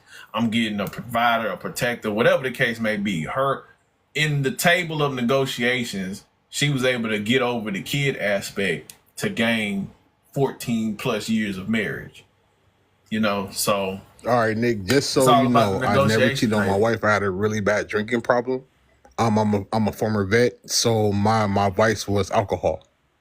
I spiraled really, really bad where I was taking money out of our home to drink and all this other stuff. I never cheated. I just had a really, really bad alcohol problem. I've been clean. I haven't had a drink in 6 years, but that was the reason why there were issues in my marriage with my wife. So there was no cheating, no outside anything. It was more so me dealing with demons from being stationed in Iraq, Kuwait, stuff like that. So I did a whole bunch of drinking because there was a lot of things that I saw and a lot of people that I trained personally that never made it back home.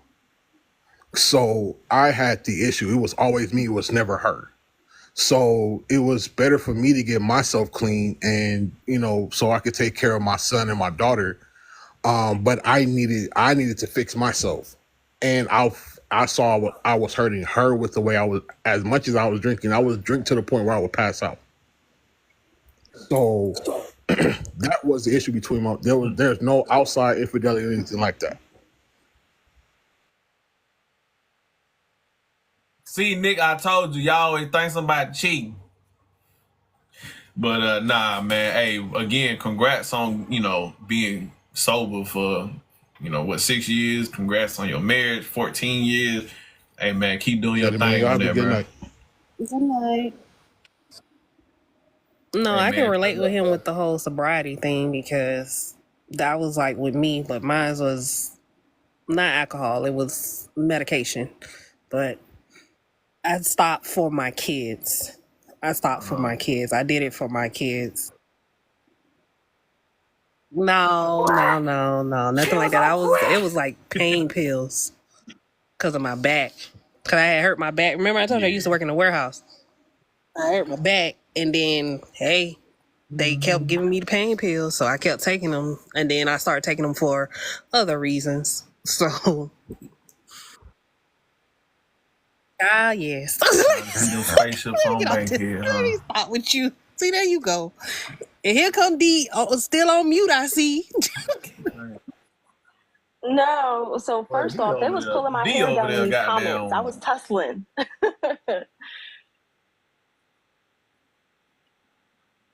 She was over there watching goddamn Dawson's Creek or but something just over to there. add to the conversation, I think that a lot of people in general just need to move a lot more with intention.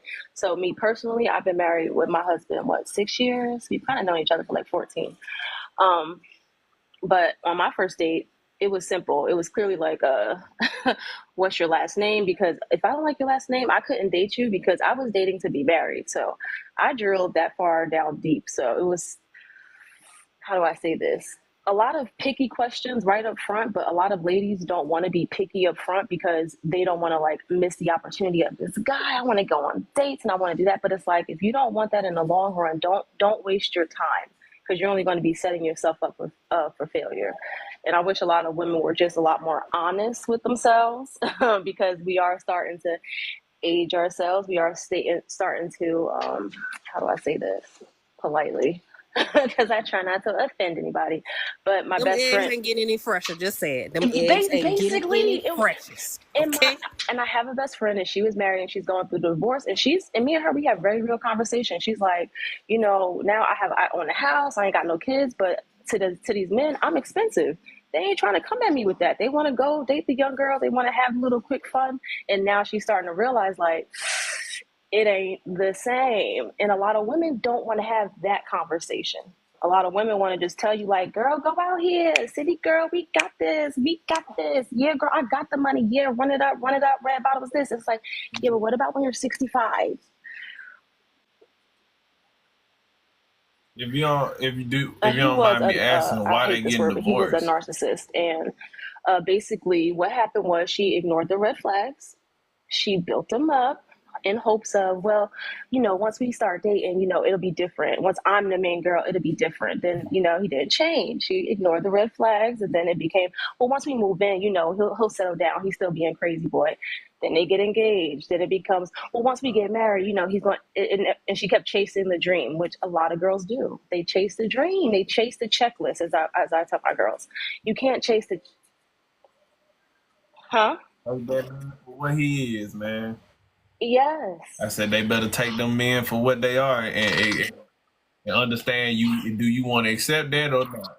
But Nick, the man had a alcohol problem. That's what his issue was. He was not stepping out on his woman. He had a substance. That's substance abuse. Problem. We can say it. I mean, it's true. Everybody ain't. I told y'all earlier. Everybody ain't cheating on their At wife. least he didn't beat on her. It could be. You have men out there, when they do the alcohol, it turns to abuse. I've seen it many times in my work field. Yeah. See, this why Nick can't be getting bad, cause she in here acting like them girls that be in the comments. Cause she Nick, this is why you can't have mod powers. Look at you. Look at you. You messed it up. I was trying to get you mod powers. The man was deployed and came back and had issues. He fell into substance abuse. And he got sober. He helped. He fixed himself. Good Lord. I love Nick though. She keep me rolling. That good. Done came back, ain't done missed the man whole explanation and come back. Yeah, stop cheating, nigga. Lord Jesus, but I guess the live done calmed down. Everybody gone. Ain't nobody else coming up no more. So I done scared everybody. That fucking Lisa girl, wasn't that her name? The Lisa girl that came in talking all that crazy shit earlier. Yes. Jess, man. That shit, boy. Man, and again, it go back to, man, she the type of person that just talk from, again, those be the people that don't live in real life. Those are the people I be talking about that live life and they suck. And then they see everything through social media and they believe what they want to believe and they go out in life and they believe that's real life. All these people in the comments married, telling you that, man, we good out here. Just stupid. That's why I say a lot of people be like, why married people be coming for single people? Because single people be coming for married folks. Y'all act like it's one-sided. And you see when I see, that's why every time it never fails. I tell them, get out the comments and come up, right? And she come up and she come up, goddamn, ready to go, and I start challenging her. She can't articulate herself because all her social media talking points get fucking nipped in the bud, and she fucking ran. Got frustrated, because she can't. Because now you look goofy. So that's why I say you either, if you're gonna be in the comments doing all that yapping, you either come up into the live or shut up. You can just be quiet. You don't have to comment, because if you comment, that means you got something to say. So come up and they always run. They always run. They get mad, get frustrated, get flustered, and they always fucking run every time. What Nick talking about? I'm 6 foot, don't cheat. I ain't gonna. It ain't easy now. I ain't gonna say that.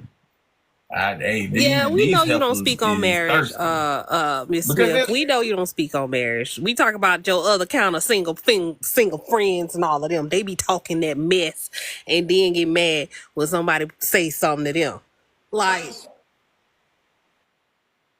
But I'm saying, if anything, as a single person who says they want marriage, you think that you would come into my live and just sit and listen and try to gain perspective and gain, thoughts and points of view from people who are in here married and just talking and discussing things. But instead they come in here all pissed off and offended because they hurt. Them bullets of accountability be stinging their ass, and they don't like that shit. Because again, it requires work. It requires you to look at yourself in the mirror and say, what the fuck am I doing wrong? If what you say you want is marriage, right? If you don't want it and you truly don't want it, because even that Air Force chick that came in earlier, I heard some things and I was like, but I ain't gonna go back and forth. But you know what I'm saying? Like, a lot of people base their decision off fear and lack of on themselves. So, hey man, at the end of the day, you want to miss out. Everybody want to speak like, well, there are women out here, like the other girl, the girl earlier talking about women out here, there are single women that make all the money and they can. I'm like, bro, the numbers don't even show that, man. But the average American don't even have $1,000 saved in their bank account. Now all of a sudden I'm supposed to believe all these single mothers making all this motherfucking money. Like, come on, man, that's not how that shit work. That's not how that work. Not how it works. You're not making all this money. Motherfuckers is broke. That's why when I get to talking about car notes and the shit I spend money on, motherfuckers be, I could never, because you're broke. You're broke. Look at the Instagram baddie girl that I just exposed. Juicy Top. I just exposed her. oh my goodness, like I said, we'll never beat these allegations. But look on social media. We'll never beat these allegations. Look on Bro, look on social media. She on trip. She living her best life. Girl driving a broke down Honda Accord. And Nissan Altima, and trying to hop on a man who has a fiance. I'm trying to keep us from messy talk, but then it always seemed to go there. Nah, that one we needed though, because that was hilarious. We don't need to go back to messy talk. No, stop it. Gosh. Yeah, so she got the video. So she was reporting the video and got it took down.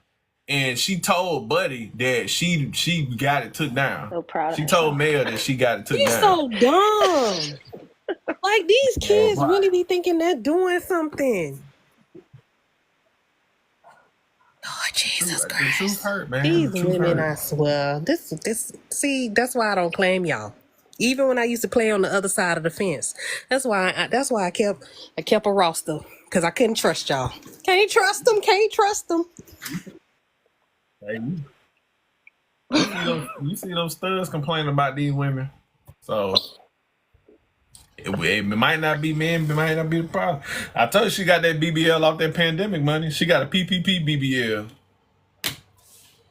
And she thought that was going to elevate her to the next echelon of life. Well, your face still look like Yoshi, so it ain't going to help. First of all, Nick, I only dated about 10, okay? 10 in my life that I can remember. I'm going to say that.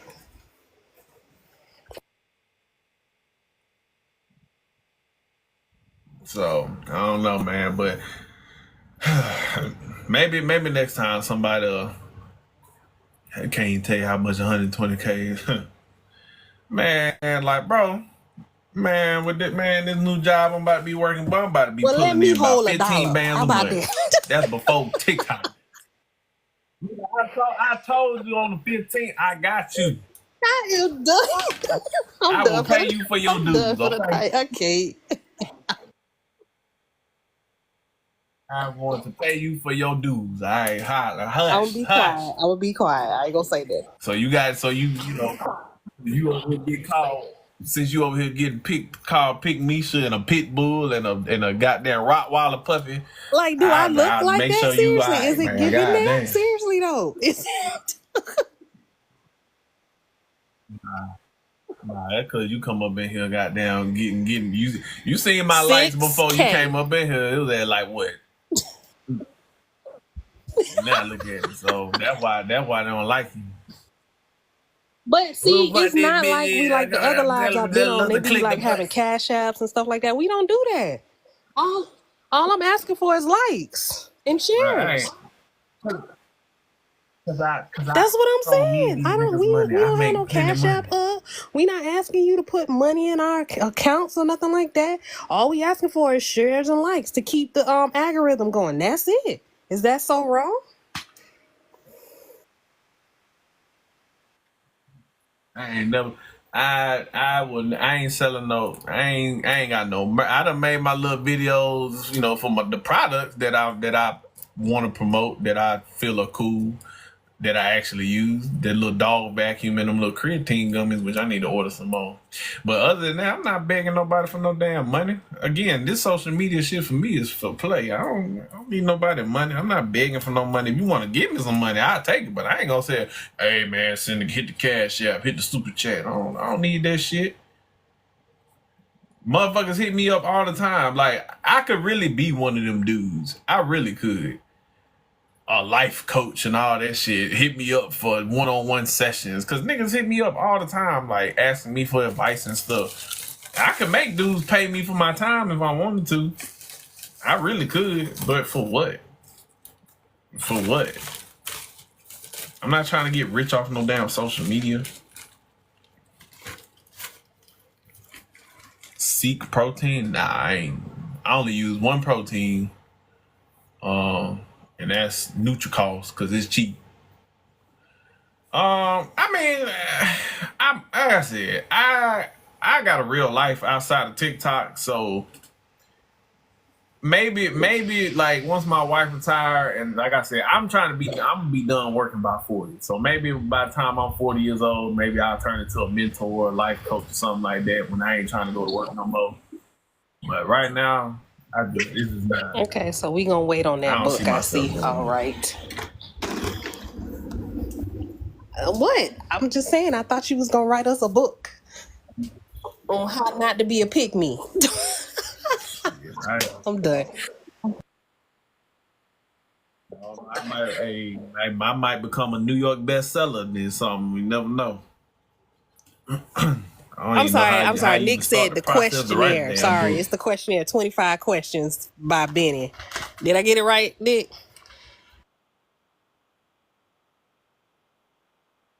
You should have seen what she was writing in these comments. I told her if she didn't stop, I was gonna mute her. One of them was about how many times have somebody ran a train on you. I was like, oh my God. All right. Man, yeah, man. Hey, man, go on my little showcase and get them creatine gummies, man. So y'all get these games. It's about to be winter time. It's gonna be cold. You know what I'm saying? The women, they like, you know, hey, it's cool to be 200 pounds now. You know, you gotta pick them women up. That's right. We don't like little men get out you some here. of them gummies, man. Yeah. A big husky. That's right. It's husky nigga season. I got me one. This one I be driving. Big dudes always been in well, I ain't saying fat, but you know, solid. Really? I always been solid. Yeah, man, but I'm about to get off. Nick over here. Somebody unban her so she ain't got to be in the comments no more. Cause she get in the comments, she just lose her motherfucking mind. I'm done. It's time to go. It's time to go. I'm starting to see why them Atlanta niggas be out there driving her fucking wild, cause she fucking crazy. Nick done locked. She crazy, boy. But I'm about to go probably get me something to eat, man. I'm about to eat me some cereal or something, man. Oh, I got some pizzas. I got some Totino's pizzas. Oh, yeah, I'm about to. Well, good night, everybody. Go Thank you for coming in. Pizza. Thank you for all the likes and shares. Now remember, this is my last week of work, right? So after this week at my old job, I got 3 weeks off till I start my new job. So I'm gonna be on. Yay! I'm gonna go live every motherfucking night. Can't wait. D, shut up. Bye. Bye. Right.